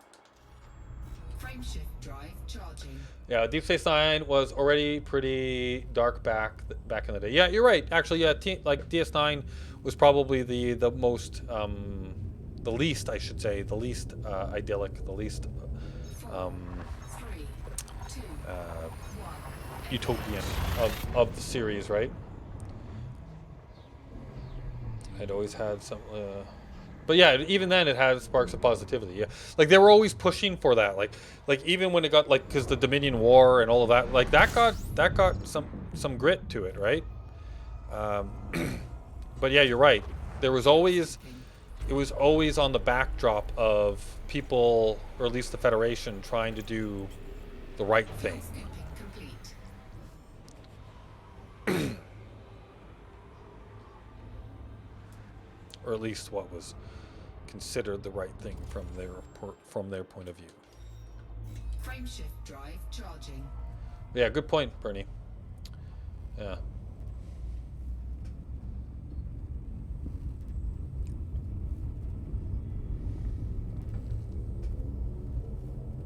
Four, 3, 2, 1.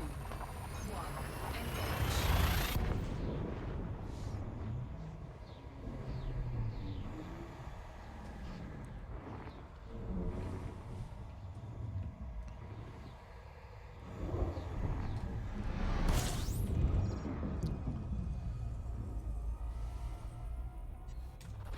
Fuel scooping.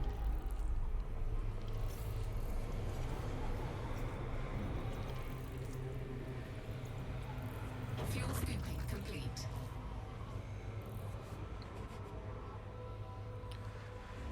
These A-class stars are so big when you got the look where you're going on the other side of it. They take a while to get around, even at full speed. Or at least in my ship, I guess.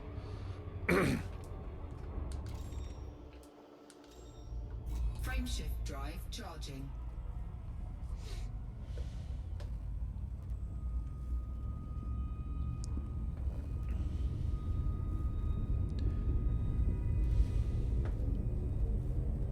Four, 3, 2, 1. Engage.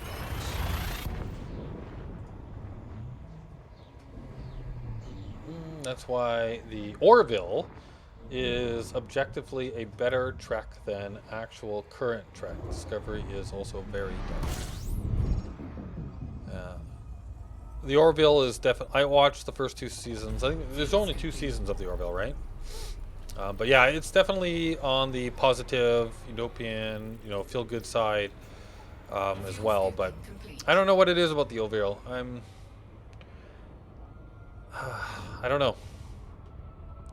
Not a huge fan of the Orville.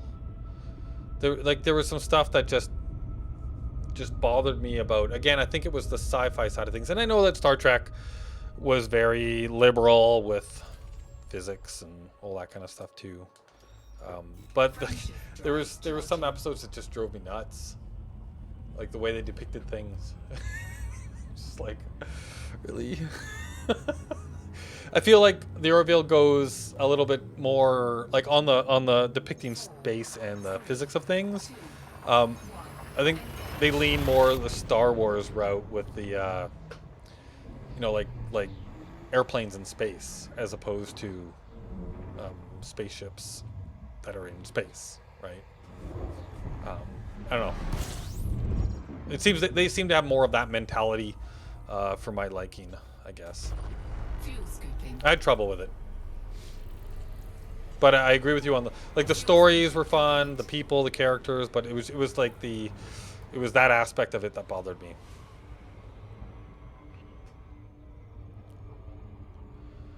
Rumors are that season 3 is delayed because Seth wants out, but Hulu desperately wants him to stay. Oh, yeah, that kind of stuff definitely Frameshift drive charging. definitely gets in the way of creating shows. All of the politics behind creating shows. 4,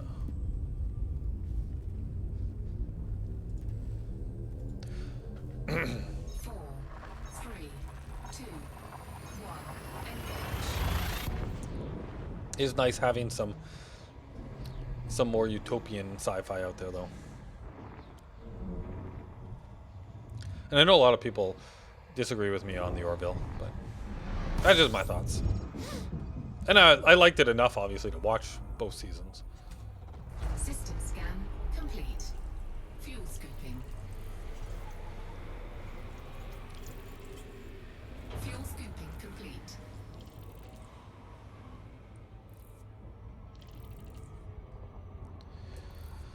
What we got? Nothing. Frameshift drive charging.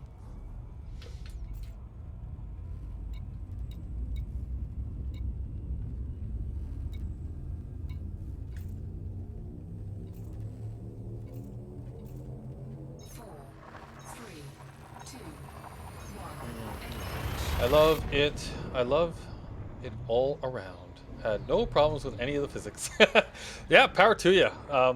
Like, I would have preferred to have just enjoyed it and loved it, right?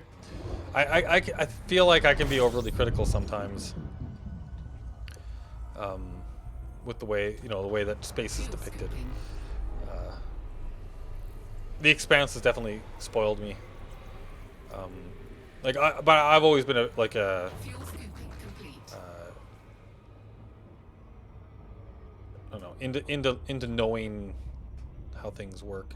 I've also, because of, I think it also, like, I have spent the last couple of years, like on and off, slowly, kind of like really digging into into the physics of space, because of my novelistic ambitions, I guess. Trying to really dig into how certain things work and what is and isn't possible, and because of that, like, I know it's the same thing. Like when I watch anything to do with like hacking or programming, or depicting kind of like technology or current technology in like movies and shows, like I am super critical because I really understand that stuff. Or at least from my point of from the areas that I work in, right? And like my verisimilitude, I can never say that word properly. Verisimilitude, I don't know, is broken a lot easier in those types of movies and shows, right? Because it's like you see something and you become super critical of it because it's like, no, that's not how it works. And then you're like pulled out of the fantasy, right? You're pulled out of, you're not able to suspend your disbelief. And I think because of the research I've been doing into science and space and orbital dynamics and black holes and all of that kind of stuff, I think that has had a similar effect when I watch space shows now.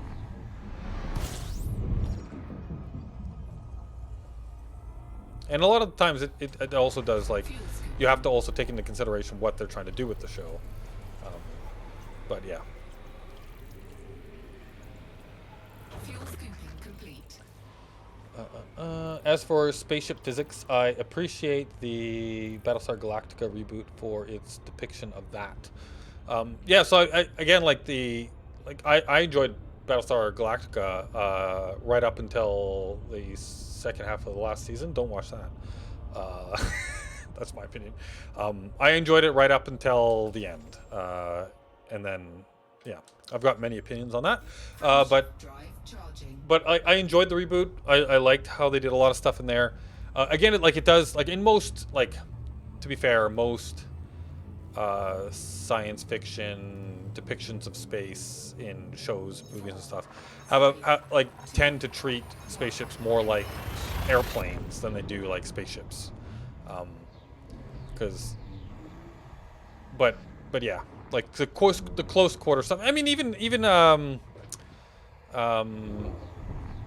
Elite Dangerous, right? Like they depict, obviously, Elite Dangerous really cares about a lot of the realism, right? The siminess of space and all that kind of stuff, right? I mean, and this is one of the very few space games where artificial guns, artificial gravity is not a thing in this game, right? Whereas that is something that most sci-fi just hand waves, right? Oh yeah, I know they figured out artificial gravity, which is a very very hard problem, right? And one that defies our would we really be able to the way it's depicted, right? Is that really? But so then that is kind of one of the things about this game that I like, and obviously Battlestar Galactica and most space stuff, they just hand wave that, right? Oh yeah, artificial gravity. Actually I rewatched and this is not obviously Guardians of the Galaxy is definitely more of a airplanes in space genre as well, but there was I watched it I rewatched it recently, and there was a scene in it that I just laughed. It's oh my god. There was the scene, I think, I can't remember, was number 1 or number 2. I think it's number 1, where they're in the jail. They're in the jail cell or whatever, and then they have the big plan to break out of jail, and Rocket messes with the artificial gravity, where he turns it off everywhere in the station except for in the little freaking controller room that they're in. It was just oh my god. It's wow. It's I get I know that Guardians of the Galaxy is just about forget all of the laws of physics, and just enjoy, put that at the door and just enjoy it, right? But that was a moment for me that just shot out, oh my god. But yeah, Battlestar Galactica, yeah, I really enjoyed a lot of the story, again right up till the end, but the story, and that dynamic, right, that they had between some pretty deep philosophical problems that they were dealing with, and I mean the space combat and stuff was fun, but sadly, in my opinion, or at least based on kind of my understanding of how things work, the Expanse interpretation of space battles is probably a lot more accurate, right? Where battles are going to happen super far away from each other. They're going to be done by launching, missiles, or with crazy AI or guidance systems or whatever, right? And because lasers are fun, right? Lasers, when you shoot a laser, that's light, right? So it moves at the speed of light. You can't dodge that. I'm sorry, you can't dodge that. So, and obviously, again, we put stuff aside for the sake of fun all the time, but yeah, I appreciate the Battlestar. Yeah, sorry. Never really got into the MCU. So actually, it's funny. I watched all of that stuff, and it was honestly, I probably never would have watched any of it if it wasn't for my son. So my son was the perfect age when all of that stuff started to come out. I remember when the first Iron Man came out. He was just right at that perfect kind of beginner, let's get into superheroes kind of age, and so and he was hooked right from Iron Man, and we always like watched all that stuff together. And now he's basically almost an adult. He'll be moving out, be 18 in like 6 months. but but yeah, so like I watched all of that stuff because of him. It was great. Like, and I enjoyed it probably a lot more than I would have if it if it wasn't for him, because like he just loved it, and I loved watching him love it. You know what I mean? Like, so to each their own. Like, you gotta look at the stuff and just enjoy it for what it is, right? There's no point being too serious about everything. And I say that while I'm being too serious about certain things. So I get yeah, I'm only human as well. Hello? What's going on?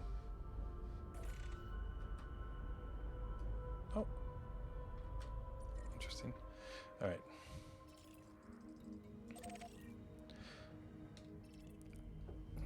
Let's go fly over to that. Oh, what a road.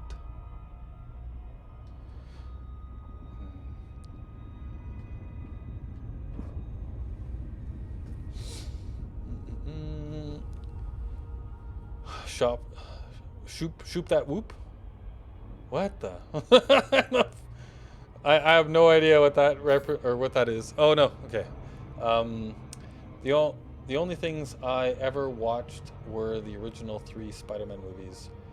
Other than that, classic Batman and Superman. Yeah, so that's more DC side, right? Because it's Batman, Superman are all DC, but Spider-Man's Marvel. But I've enjoyed, like, there's been a lot of reboots of Spider-Man, the most recent incarnation of Spider-Man I've enjoyed, like the kind of like the that fun, like, I found the pairing of Spider-Man and Iron Man in the current, like, MCU stuff, that has been really fun. But yeah, there's been a lot of reboots. There's been some Spider-Mans that have been horrible. Or like I did not care for the Tobey Maguire ones that much.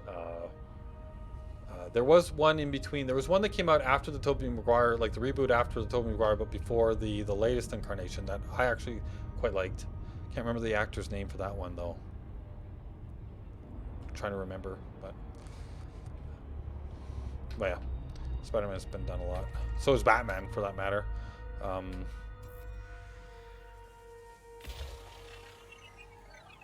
I like Batman. He's one of my, like, when I was a kid, the Batman, like, I liked, like, that was definitely one that I got into, was Batman a little bit.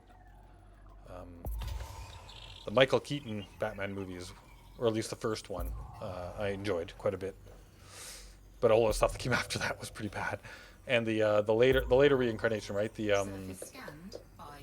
Oh, you like the Tobey ones? I wasn't a huge fan of the Tobey ones. I don't know. Maybe it was just me. I don't know. But what was the it was Christian Bale. The Christian Bale Batmans I've quite enjoyed. Oh, I almost made it. 5 impacted. Oh, I got 7 probes for this too. Oh, darn it. Okay, so we need to probably put one kind of more over here. I'm thinking. So that's 5. We're almost there. This should probably do it. You need to get to 90 before it pops. So it's going to only take 6 probes, I think.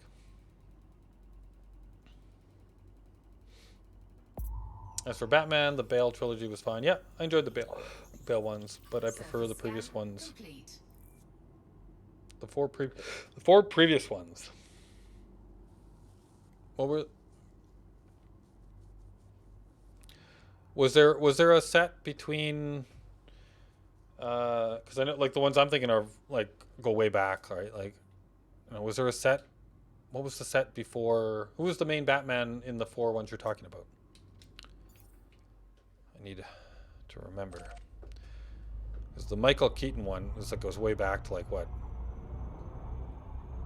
Early 90s? I don't know. Frameshift drive charging.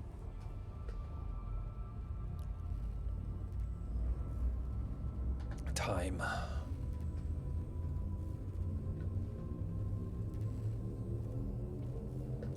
Four, three, two, one. Engage.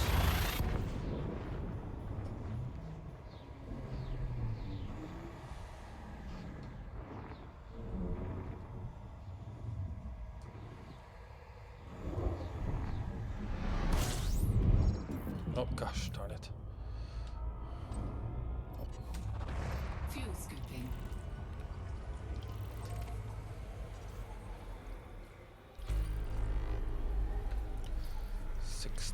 The bodies in this one. Fuel scooping complete. Yeah, all the way back to Keaton. Yeah. Yeah, I think the first one was good, really good. And then the second one I think was okay. But then after that it started to get, if I remember correctly, it started to get really ridiculous. And then Keaton stopped playing and other people started picking up and it just like got really really weird. Frameshift drive charging.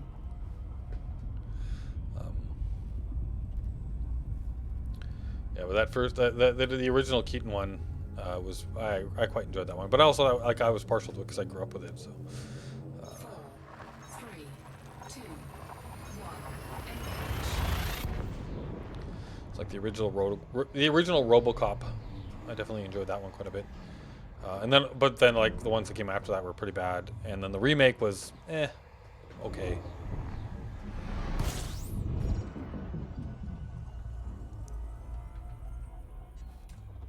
Fuel scooping. I think the remake kind of missed the point, in my opinion, of the whole idea. Fuel scooping complete. Keaton did 2, then Val Kilmer, then George Clooney. Right? Yeah. See, I was a fan of the Keaton ones, not so much the Val Kilmer or the George Clooney ones. Frameshift drive charging.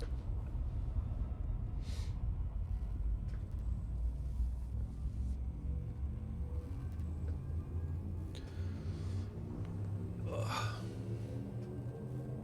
4, 3, 2, 1. Engage.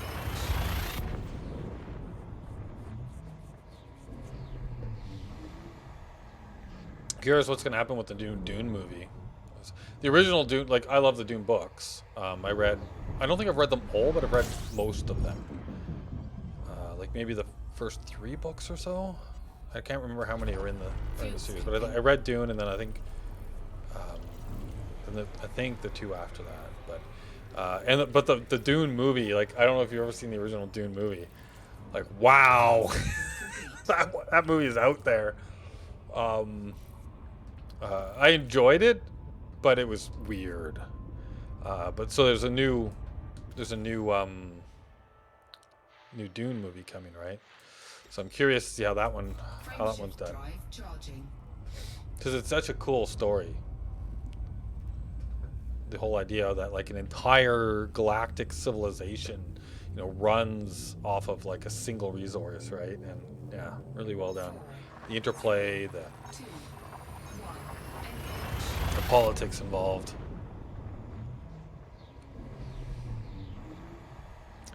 I may have seen the original ones way back when I was little. Yeah, like the original Doom movie was just out there, like it's messed up. Fuel scooping.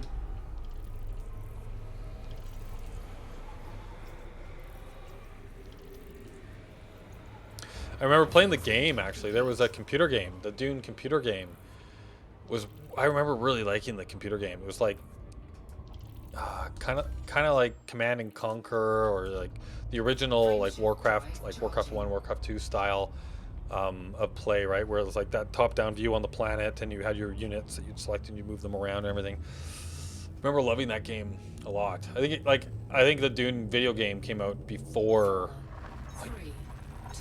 before the Warcraft stuff. But I remember really enjoying that game. Probably because I liked the movie so much too, right? So I knew what was going on.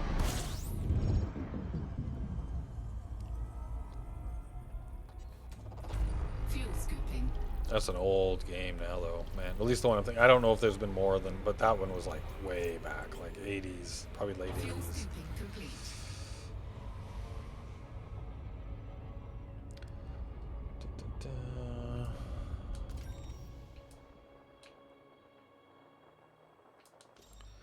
Frame shift drive. Wasn't the actor who plays Picard in one of those as a small part? I don't know. I don't remember if he was. 3, 2, 1. Engage. And I think the Dune game was used as the basis for the first Command and Conquer. Ah, well that makes sense. Because yeah, there was a lot of similarities there. And I enjoyed the Command and Conquer series as well. Those were fun. It wasn't Red Alert that had the voice acting with what's his face? Oh my God, one of my favorite actors. Just because he's just what's his name? Fuel scooping complete. He was in Rocky Horror Picture Show and Earth 2, which was there's a sci-fi show that I love that everybody hates. See, I've got bad taste too. Earth 2.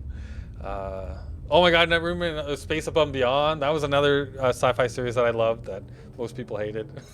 4, 3, 2, What was that guy's name? Oh, I can't remember now. Can't remember. Brain's going. I want my human computer interface, so I can just like think about what I want, and I get the information. Augment my brain with the power of the interwebs. The singularity is near. fuel scooping complete. But yeah, I love the voice acting, the scenes, the cut scenes in Red Alert. They were amazing. Frame Red shift Alert drive 2 charging. was one of my favorite German actors, Udo Kier as Uri. Yeah, man, it's been so long. Like I remember, I have just flashes of that game now, like of the cutscenes in that game. 3, 2, 1. It was Red Alert. I think it was Red Alert 2, right? This is one I'm thinking of with man,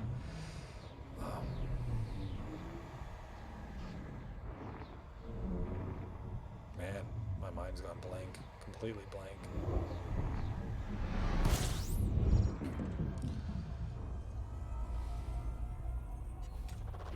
Fuel scooping. He played in what was it, Loaded Weapon or whatever. He was the Wilderness Skills. Fuel Had a bunch of scooping odd complete. roles, that's for sure. Frame shift drive charging. Tim Curry. There you go, I got it.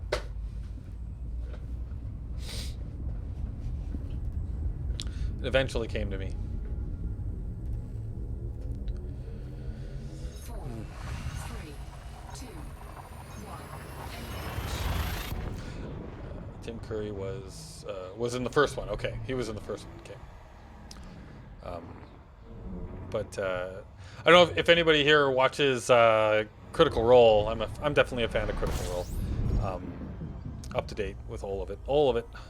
But I think Sam Riegel in Critical Role kind of reminds me of Tim Curry a little bit when he has the beard.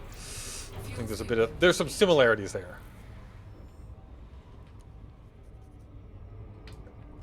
Looks wise. Frame shift drive charging. Maybe I'm just on crack though. I think so. 4, 3,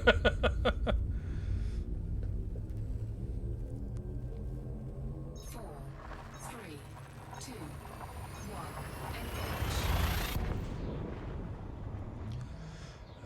1. Engage. Yeah, Bernie, you're a featured star in Boris's novel, huh? The pile of people. A pile of people that in shape of a bear. Fuel scooping. Oh man, I think he's done He's done 3 streams so far of that book. I think I still haven't seen the latest one. Whatever the latest one is, I haven't seen yet. So I got to go back and watch that. But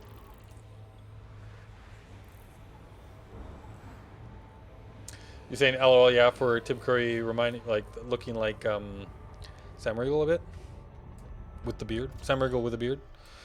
I don't think that they look. It's funny because I don't think they look alike without beards, but I think they look alike with beards. That's weird, huh?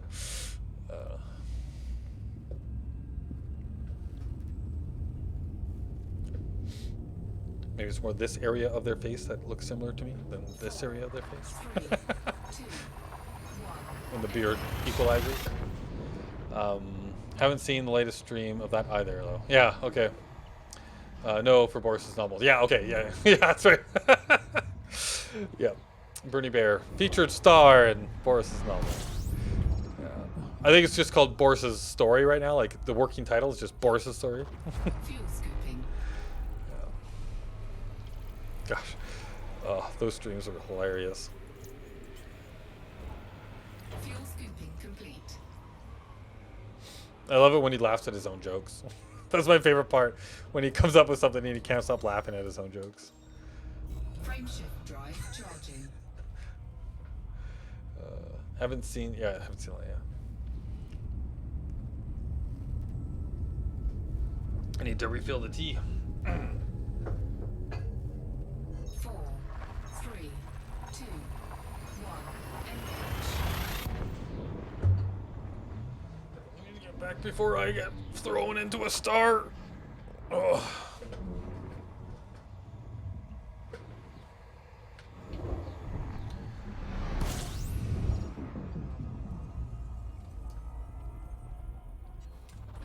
Fuel scooping.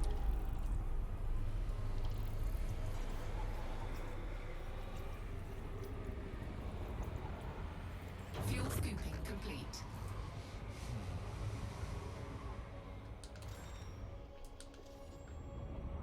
Frameshift drive charging. Nothing. So yeah, we're just booting now because we're not really running into anything. We're getting closer to the line. I don't know if we'll make it to the line, but we'll see. 4, 3, 2, 1. Keep telling him the name of the novel should be Praversham's True Stories, the novel. But he keeps refusing me. Yeah, because what he said something about that, right? Because the true stories were supposed to, like, I think his, what was his excuse for that? Was that the true stories was Fuel scooping. he had a reasoning for it. I can't remember what it was. But yeah, yeah, people that haven't heard of Praversham's True Stories, they should definitely go listen to those. They're amazing.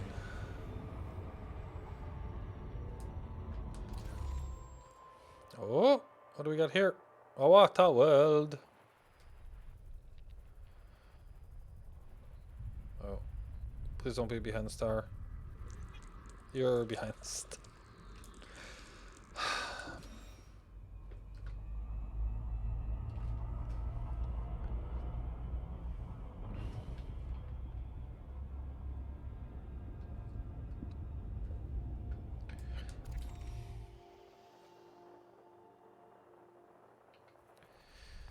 Alright, where's the star? Did I get far enough out?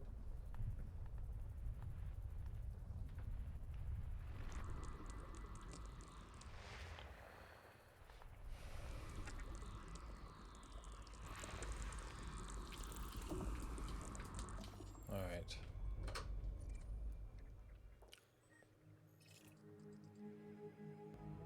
No, that's High Middle Contact World.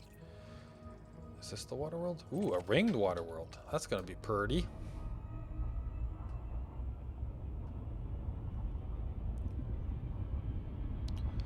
Purdy, purdy.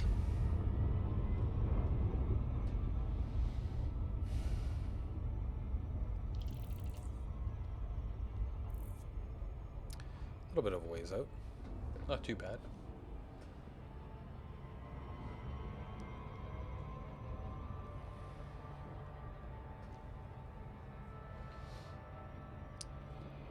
Yeah, there's not a whole lot else. Oh yeah, it's cool. I like ringed planets. Although my favorites are still uh, those magma worlds, magma, um, like the ones that are still kind of like primordial and volcanic rivers of magma. I think they look super cool. And then those ones that have rings are ooh, crisp. I am looking forward to being able to land on more, like the tenuous atmosphere planets. I'm looking forward to that. But man, oh man, I can't wait until we can land on. I want to land on the magma worlds. That's what I want to do. And obviously, like Earth likes and water worlds and all that jazz too. But I know that that's far away. Those are gonna be the last worlds that we're gonna be able to land on are gonna be Earth likes and water worlds, I think.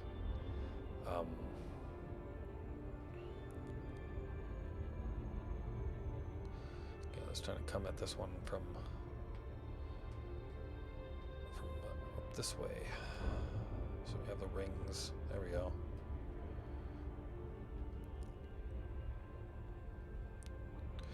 I don't think I want to get too close, or else the rings will get in the way of my shots. Alright. Let us see. 7 probes. So I want to try and get one in the middle, which is going to be difficult. There we go. And then this is 7 probes. So let's go with... Guess it could have been a bit closer than this.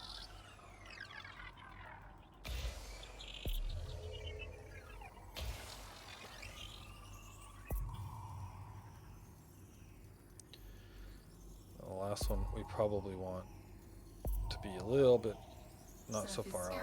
By 50%.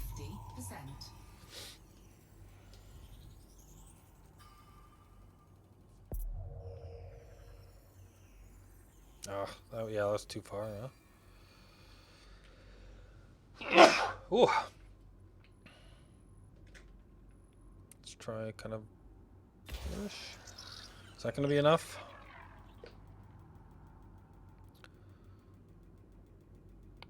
I'd like to hit right in the middle of that black spot, but who knows?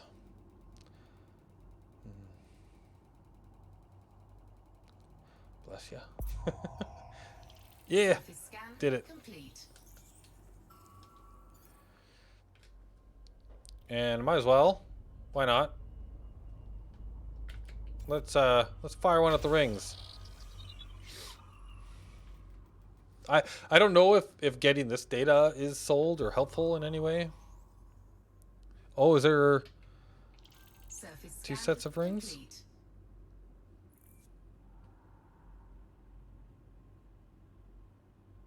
Ring.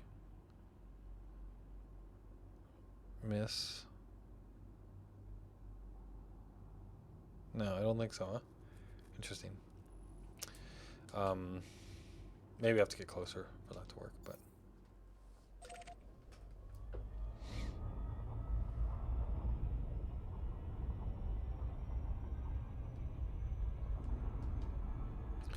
There we go. Drive charging.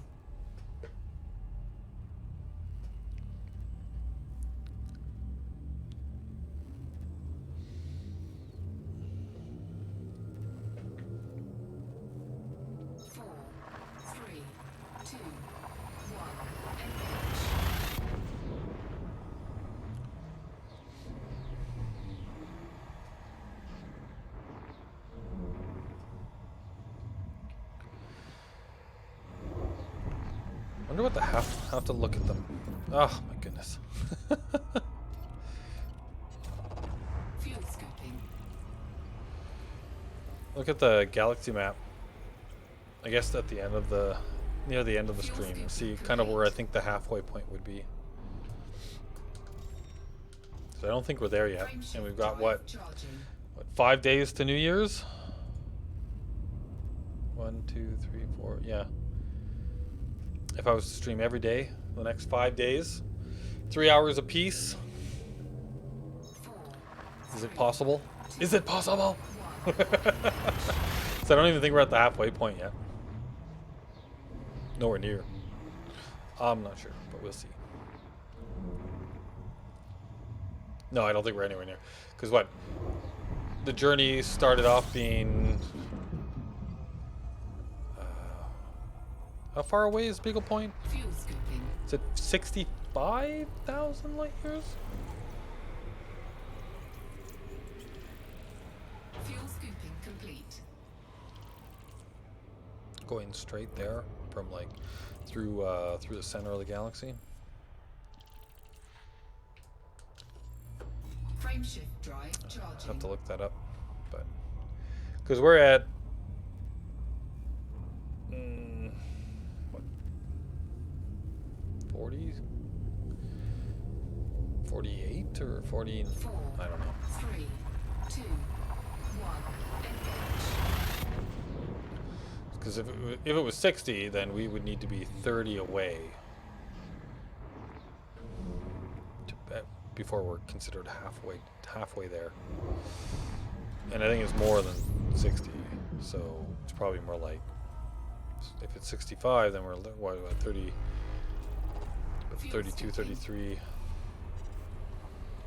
light years. 1,000. I mean, 33,000 light years is Fuel scooping complete. kind of a better number.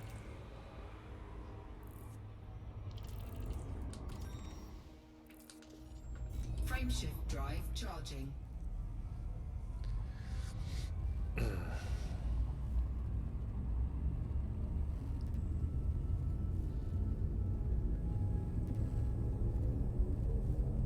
Four, three, two, one. Engage.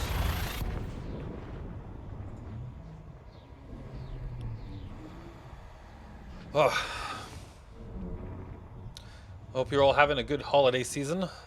Nice break from things, as much as one can.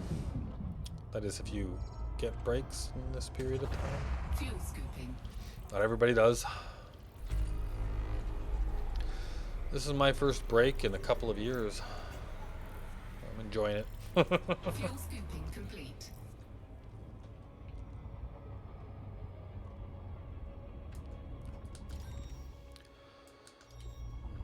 The last break I took was, I think, 2 years ago now. With my son and I went to Easter Island before all of the craziness of the world. That was a really cool trip. 4, 3, 2, 1. Engage. One of those, Easter Island was one of those places that were on my bucket list. Places in the world that I want to go.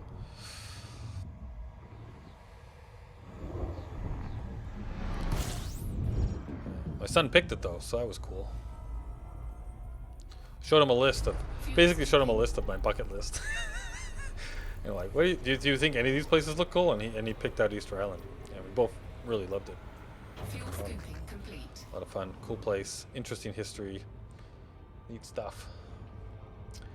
I've been on break for over 12 months now, so yeah, wow. Is that Frameshift drive yeah. charging. Hope that's by choice. Hope that's not a sore spot. Apologize if it is.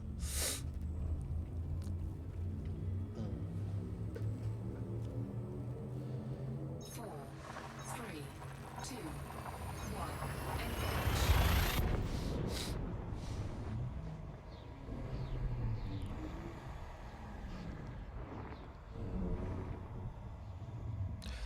Engage. There's a new version of the sadly not voluntary, but it's all right. Okay, well I'm glad it's all right. Fuel scooping.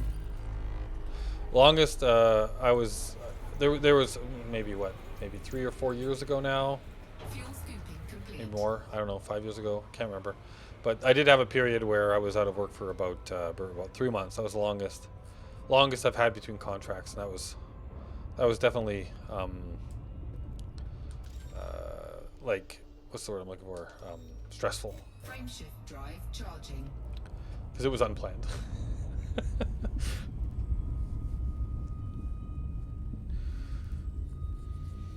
You never know with contract work. 4, 3, 2, 1. Engage. I was saying something. There was something I was thinking of. I lost it.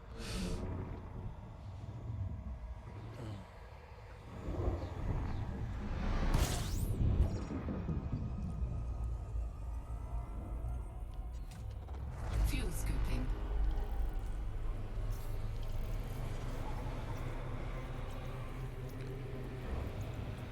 Fuel scooping complete.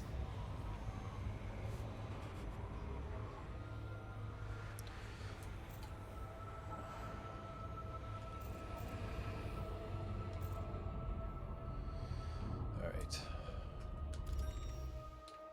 No, I don't think that's in the right range, right? Rocky.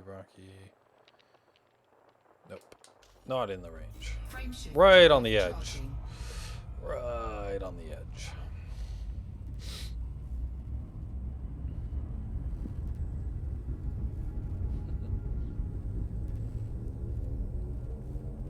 Four, three, I had a very unseasonal set of movies that I watched on Christmas Eve and on Christmas Eve and then Christmas night I watched Aliens. I watched Alien and then I watched Aliens. Yeah, I actually thought it was funny. It's like, why not? fuel scooping. I was in the mood. I've been reading the Alien role playing game, the core book for the Alien role playing game, Fuel scooping complete. so that I can run some. I want to try running. We're trying to try running that game, and like, I was kind of like reading all the lore and learning about a lot of the stuff that I'd never really known before. And then I was just like, I just got in the mood. I'm like, yeah, I want to watch those two movies again. So I watched them back to back. More sci-fi classics, yeah. At least they are staying in the category. There you go. Yeah, yeah. Some more. That's that's kind of like what more down the cyberpunk or grimdark veins of sci-fi, right? So I found out recently. I don't know if you guys knew this, but I might have mentioned it in a previous stream. But the Alien universe and the Blade Runner universe are the same universe. I found that out recently. Thought that was kind of cool. The events of Blade Runner and all of that happened first, and then all of the Alien stuff happened later Fuel scooping complete. in the timeline. Hey, Frostbite, how goes the journey back to Seoul? Slow, but progress is being made. Until you find an Earth-like, and then you stop to smell the roses.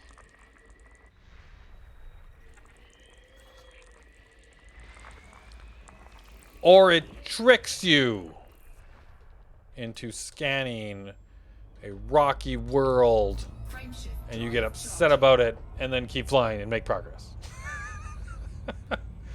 Oh, I hate those. I hate the Earth-like and the they're so close to each other on the spectrum. That's gotten me a couple of times. Ah, like, oh, it's an Earth-like. No, it's not. Rocky World. Silly.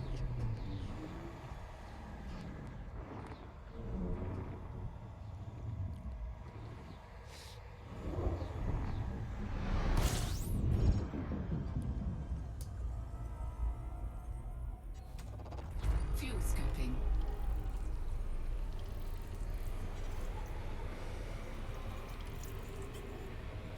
Fuel scooping complete.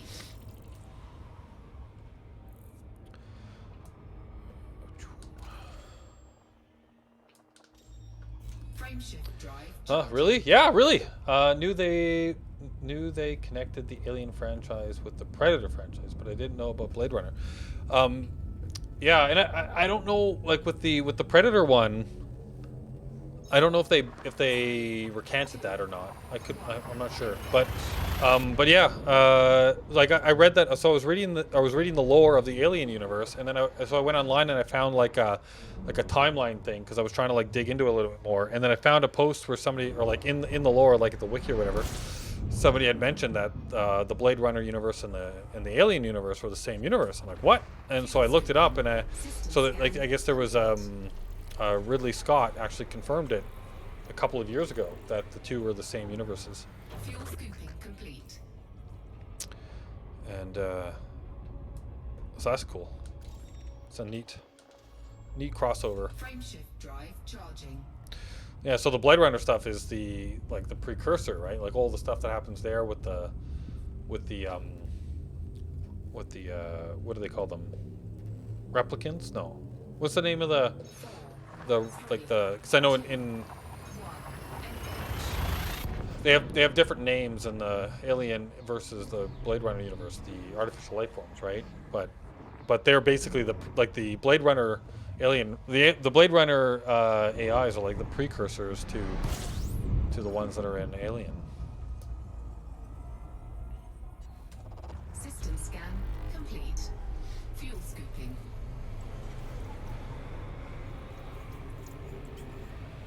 Fuel scooping complete. Synths are. I think that's the Alien universe, right? Is in the Alien movies and stuff they call them synthetics. That's right, synthetics and synths. But in the Blade Runner they call them. Are they synths there too, or are they something else? Can't remember. Let's see. Frameshift drive charging. I usually like to bring an SRV with me. That way I can stop at planets and stretch my legs. Yep, I brought one too. I'm not doing a whole lot of that right now because I'm trying to reach my arbitrary goal of getting back to Seoul for New Year's, which I don't think it's gonna happen. But I might go stretch my legs. Like when I guess as I get closer to Seoul and I start to realize maybe if I'm not gonna make it, then I might stop like doing some planet hopping as well, do some resource gathering, because that's something I'm gonna need to do anyway, right? Is top up, like try and top up a lot of my resources for like engineering and all that kind of stuff. So I think I'm pretty light on a lot of the stuff. Yeah, I only got 13 arsenic, and also with the data stuff. Although you're not going to get a lot of that, just rock hopping. But. Yeah, I'm gonna have to start searching for some of that stuff again. But I do have an SRV with me. Never go exploring without an SRV. System scan complete. Fuel scooping. And everybody can do that now because they merged the merged Horizon into the base game, so everybody's got planet landings and SRVs now.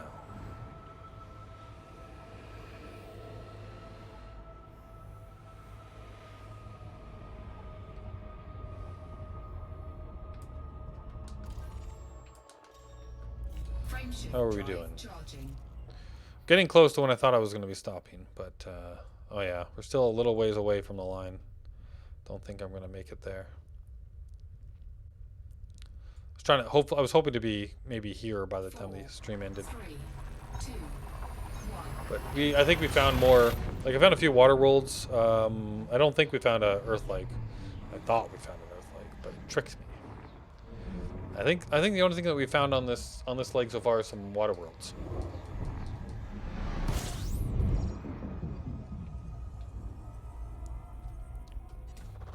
Fuel scooping.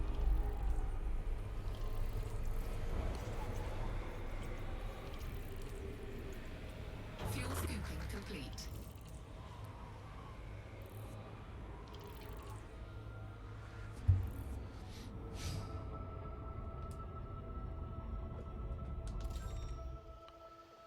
Yeah, nothing.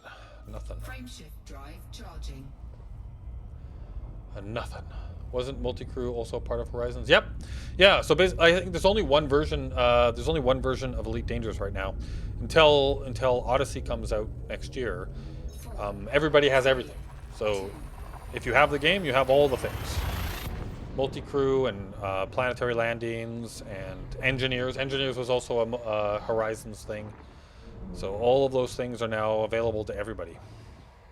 Which is cool.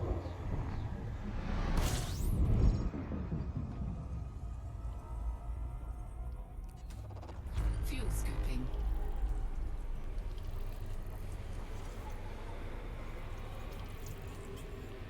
Fuel scooping complete.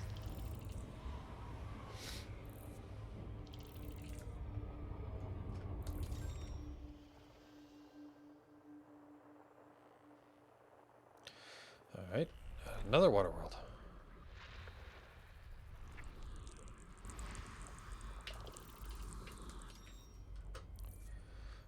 Yeah, the water worlds are actually more prevalent than I thought they were.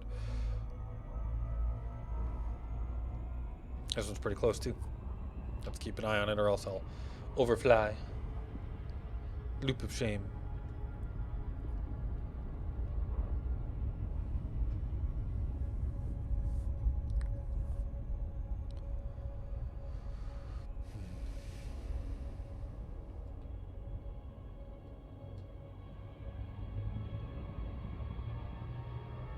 There we go.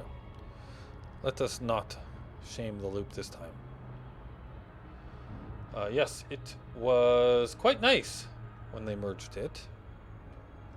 Was able to take some new players on adventures to get them into the game. Ah, that's nice.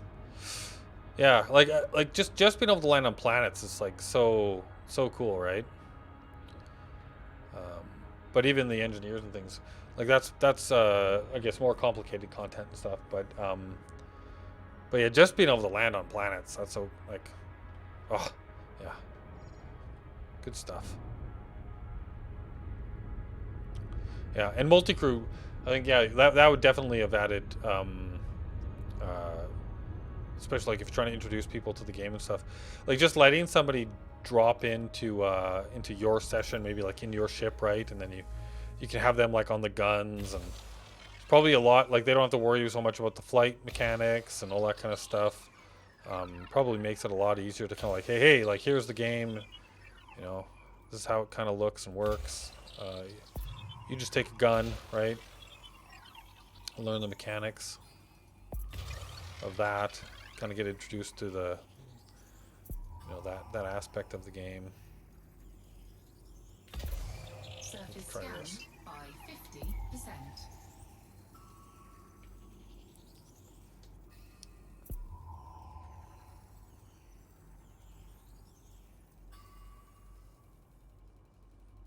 Come on.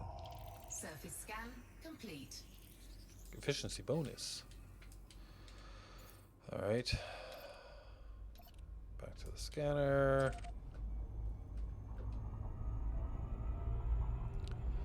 And then on our way. Frameshift drive charging.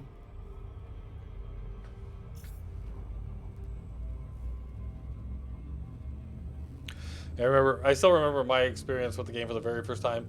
A friend of mine introduced me to the game, kind of like what you're talking about. But this is like back before Horizons. Sorry, first release version of the game. I didn't get involved in the game back in the Kickstarter days, sadly. But yeah, so I got involved with like during the first release, before Horizons and all that kind of stuff. And I remember him telling me about the game, and it's like, okay, cool, I'll give this a try. Fuel Uh, scooping. so he introduced me to the game, and then we like never, and then he never came back, which I thought was funny. But Fuel scooping complete. but yeah, he basically laughed at me for 40 minutes while I tried to figure out how to land my space plane on a rotating Charging. space. Not the. So it wasn't one of the big Coriolis, right, with the mail slot and all that kind of stuff. It was one of those little outposts, right, that have the 4 docking ports, 2 on each side, and they spin. And man, oh man, I remember like I was trying to figure out how to use and this is like I didn't even have like I think I was doing mouse and keyboard, and I was trying to figure out how to fly the plane and how to land, and I was like, oh, honestly, I think it took me 40 minutes to land the first time. And yeah, he was killing himself. Thought it was so funny. he was trying to help, but it wasn't working. Fuel And I was just, scooping. yeah, total noob. Which is funny because like now, like looking back, we'll see how good I am at landing a space station when I get back to the bubble. But I remember like at the height of my playing on like streaming and everything, I'd gotten pretty good. Like I could land. Okay, is this another fake Earth-like? We gotta look. But I can land pretty good now, and like it's just I don't even think about it now, right? Ice world. That's silly. Why would you do that to me? Frameshift drive charging. But yeah, like it's like man, I wish I had had some video of me trying to land that first time, because I was way back. I think that was before I was even streaming stuff, or maybe it wasn't actually. Maybe I was streaming stuff, but I wanted to kind of like, you know, not be a super noob. I can't remember now, but yeah, it would have been fun if I had some of that footage, and then footage of me how I land now, right? Where it's like everything's lined up. I figured I know exactly how to use like I can use flight assist off. All right, not great, but like just flipping around the stations and dropping onto the pads without even thinking about it. Like I can have a full on conversation while I land now, right? But man, talk about night and day. Fuel scooping complete. Everybody always has have that first time. Yeah, exactly. Fun like that in the first time. The first time they try flying through the mail slot. Yeah, get caught in the toaster racks, right? Frameshift drive charging. Actually, can I just double check that this isn't a signal? No, okay.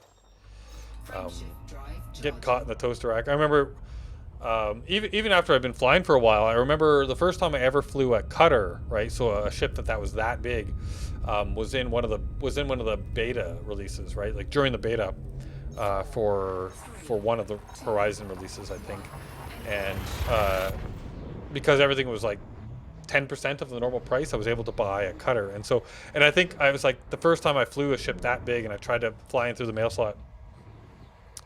Nope. I think I got caught. Or was it the Beluga? I can't remember. One of those big ships trying to like get in. Fuel scooping complete. All right, I think I'm running at the end of the stream here. So let's see if we have anything in the system, and we'll do the where are we? How far did we make it?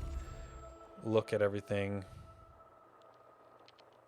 Okay, this might be a really good place to stop, because I think this time we actually do have an Earth-like. Let's see.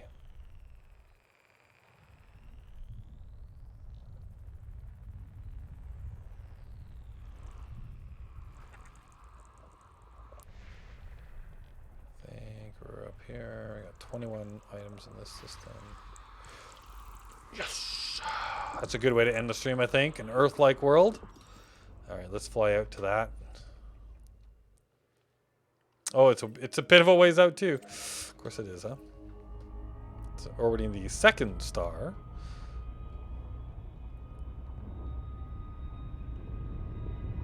Oh wow. Way out there. Way out there.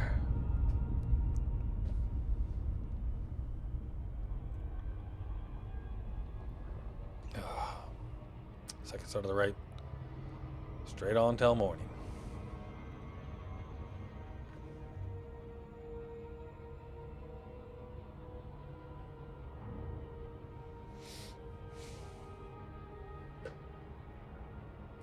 Yeah, that's gonna be a bit of a journey. 300,000 light seconds away.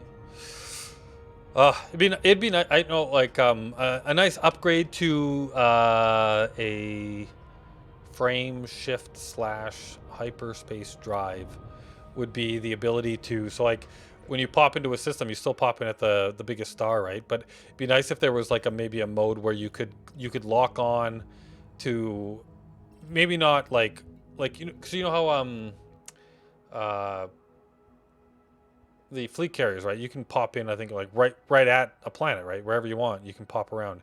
But it'd be nice if, like, maybe the smaller ships, like our normal ships, you could actually pick another star in the system, and you could jump to that. Like you would come into the system at the main star, and then you could select another one, and you could pop over there using like a jump, right?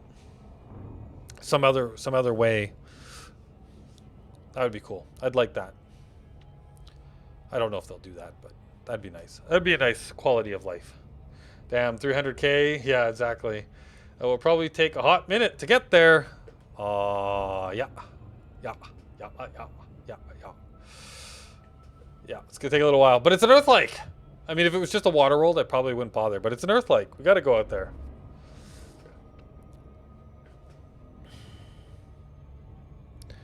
I think this is the second. This is only the second Earth-like I've found on the trip home now?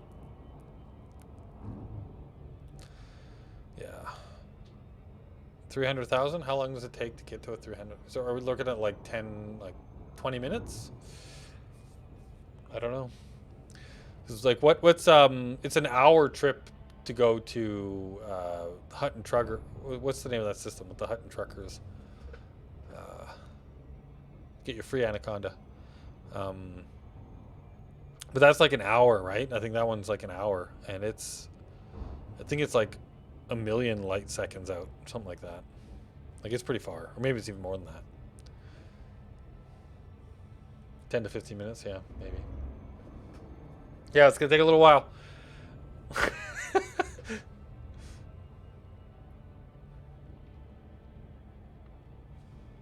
We're gonna wrap up after we probe this place.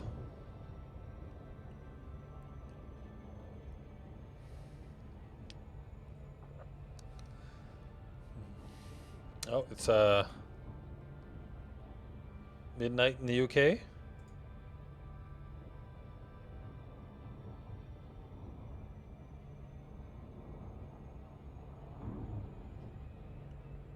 Yep. I know because of the the clock in Elite Dangerous is Greenwich.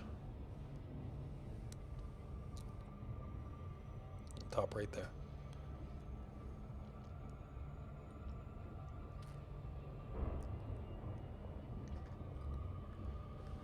Actually, while we're doing this, like I was supposed to do this. I don't know if you guys care for it or not, but I'm supposed to do this whole raid thing. So let's see who's, while we're flying out here. Let's see who else is online right now. Is there anybody we know online? If not, we'll pick somebody who's playing Elite Dangerous, maybe.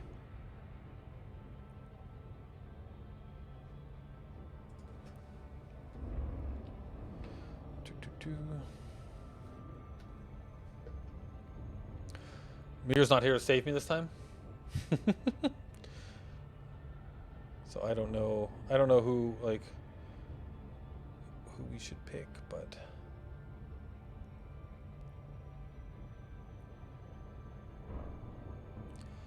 somebody with not very many viewers, I guess.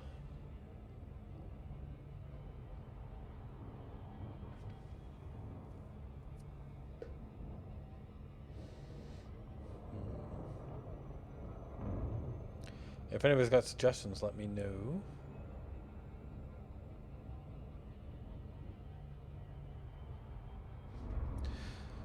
I got the list of people that are playing live channels, playing Elite Dangerous right now.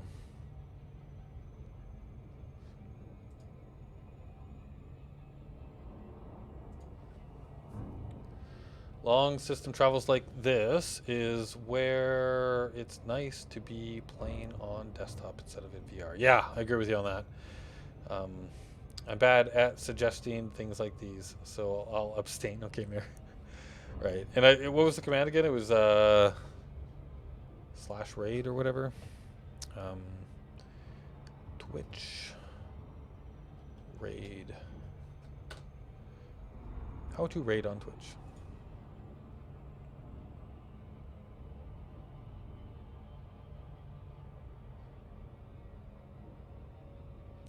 Just slash raid and then the name of the user, and then I'll see a thing on the top right now. All right, so I just have to pick I need a username. Yeah, slash raid and then the channel name. Right. Let's make sure we're lined up here properly. You guys can just pop over there then whenever we do that. Stick around, say hi, and then do you. Is that how this works? Oh, we're almost halfway there. We're down to 180.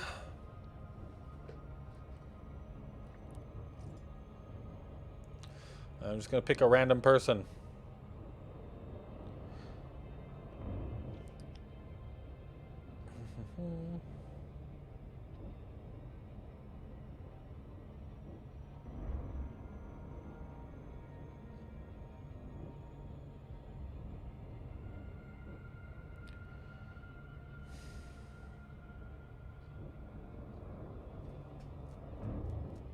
Grind. There's somebody. Maybe I'm gonna go by like the name of the title. There's somebody who's got a stream right now in Elite Dangerous, and the name of the title of the stream is Grind.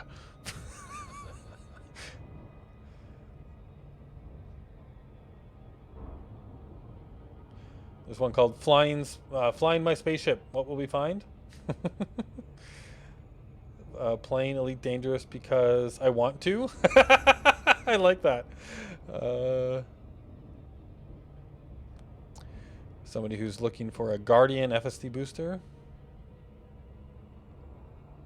using Track IR.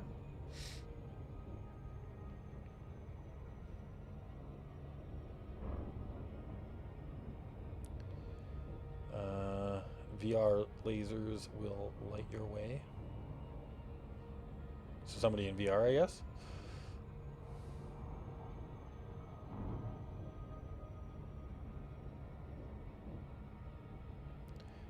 Fly my spaceship, all will be fine. Playing Elite Dangerous because I want to. That sounds fun. Oh, we're down to 1,000.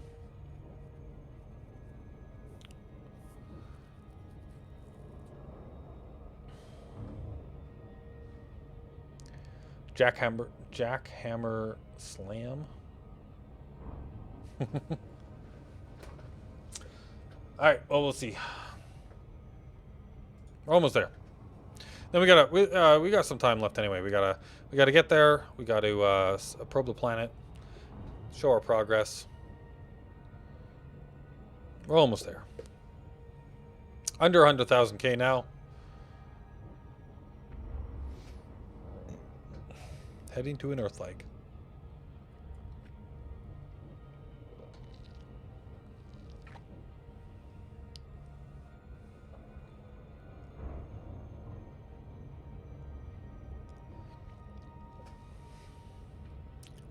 Make sure we line that up properly.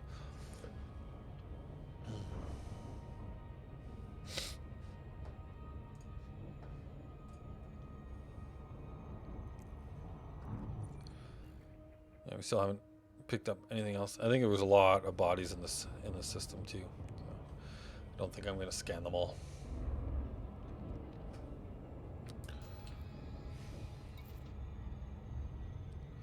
External lights, reboot, repair, forward, cruise. Oh right, cruise mode.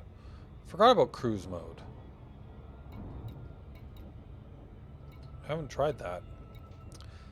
That's that new feature, right? Where you just point at where you want to go, you hit cruise mode, and then it takes care of the no loop of shame thing for you.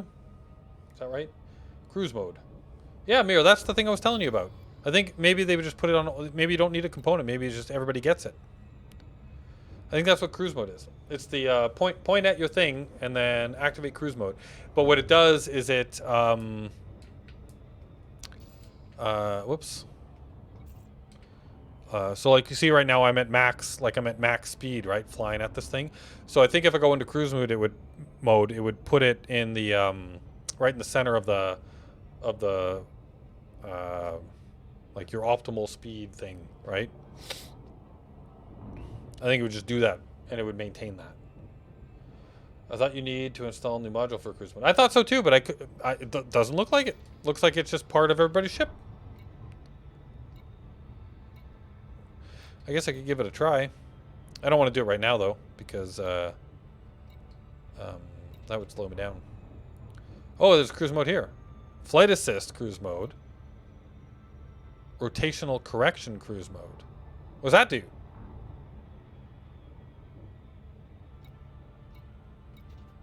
I don't know what that does. Oh, wait, is this the one that puts you in orbit around a planet? I think this one, yeah, I think this one here lets you, like, it'll put you in orbit around a planet and maintain the orbit. I think that's what that does. I think I've seen somebody do that before. I'll have to try that.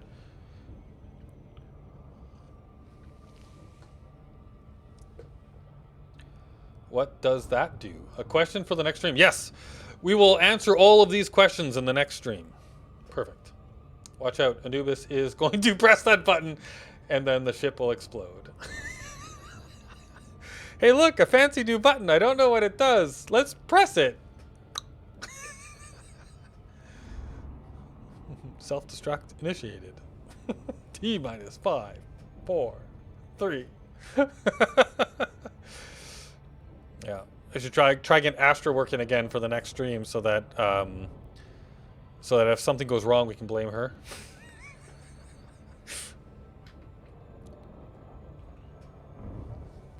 Yeah, I should look through all, because I know a lot of the stuff has changed. So like, it's funny. So we got cruise mode on the function screen, but then there's like a flight assistance screen all on its lonesome.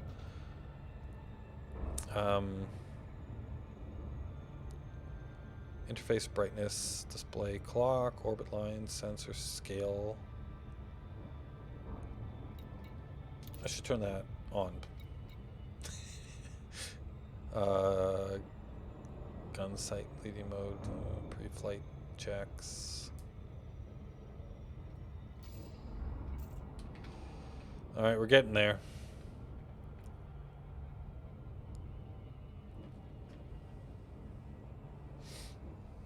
Let's just start pressing buttons. What could possibly go wrong?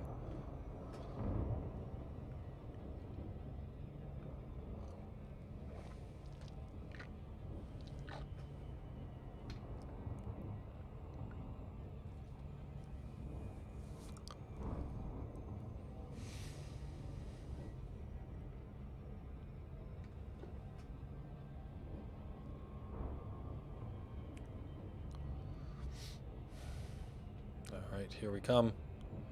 Wow, there's actually quite a few bodies out by this star. Look at that. Oh, okay, no, we still want to go fast. Only one way to learn how everything works by reading the manual. RTFM? Who does that? Let's just push it.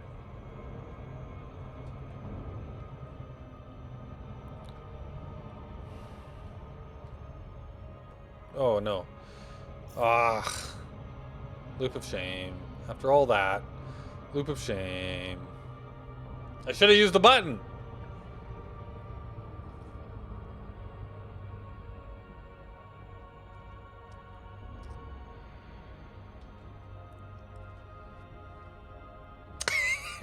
Yes, Bernie. Alright.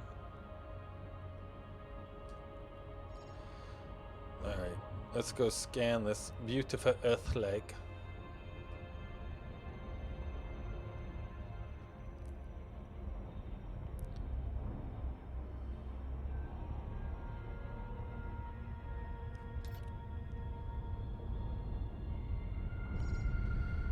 We found you. You thought you could hide from us, but you are mistaken. Okay, 6 probes. So 1, and then we'll do the trifecta.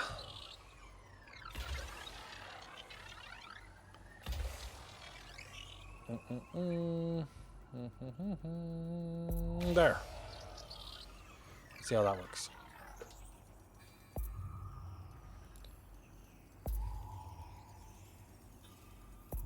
Surface scanned by 50%.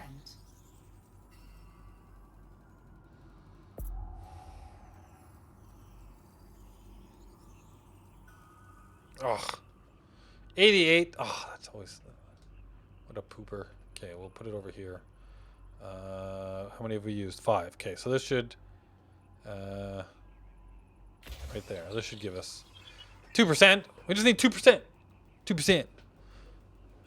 And we'll still be within our efficiency target. Anubis, why would you push the bookshelf over? To see what's behind it? Surface scan complete. All right. There we go. We found our beautiful Earth-like. And nothing else. All right. So, all right, we're gonna do this. We're gonna do this raid thing. So I'm gonna refresh to make sure that this person is still online.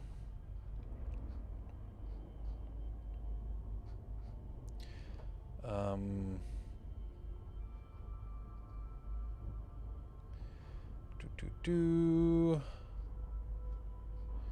we still have?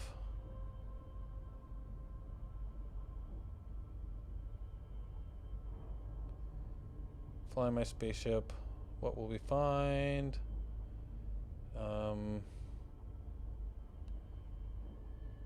What else we should... Oh, hey, there's me. Haha. All right.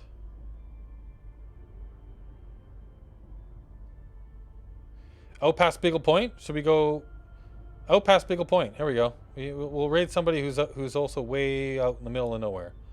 Out past Beagle Point in open. All right, let's do this. So I'm gonna do the thing. All right. So according to yourself, you are pushing the shelf over to find out how it works. Yes, exactly. So raid, and then the username. All right, and then I go enter, and then the viewers are ready. Okay, 5 viewers are ready. Everybody's ready. All right, so I will... Okay, we can do the raid. I will go over to... So everybody, thank you for watching. I should be around tomorrow, and let's go do this thing. So I'm gonna transition away here, and then we'll go and do the raid. So everybody, have an absolute great one. Hopefully talk to you tomorrow, and then here we go.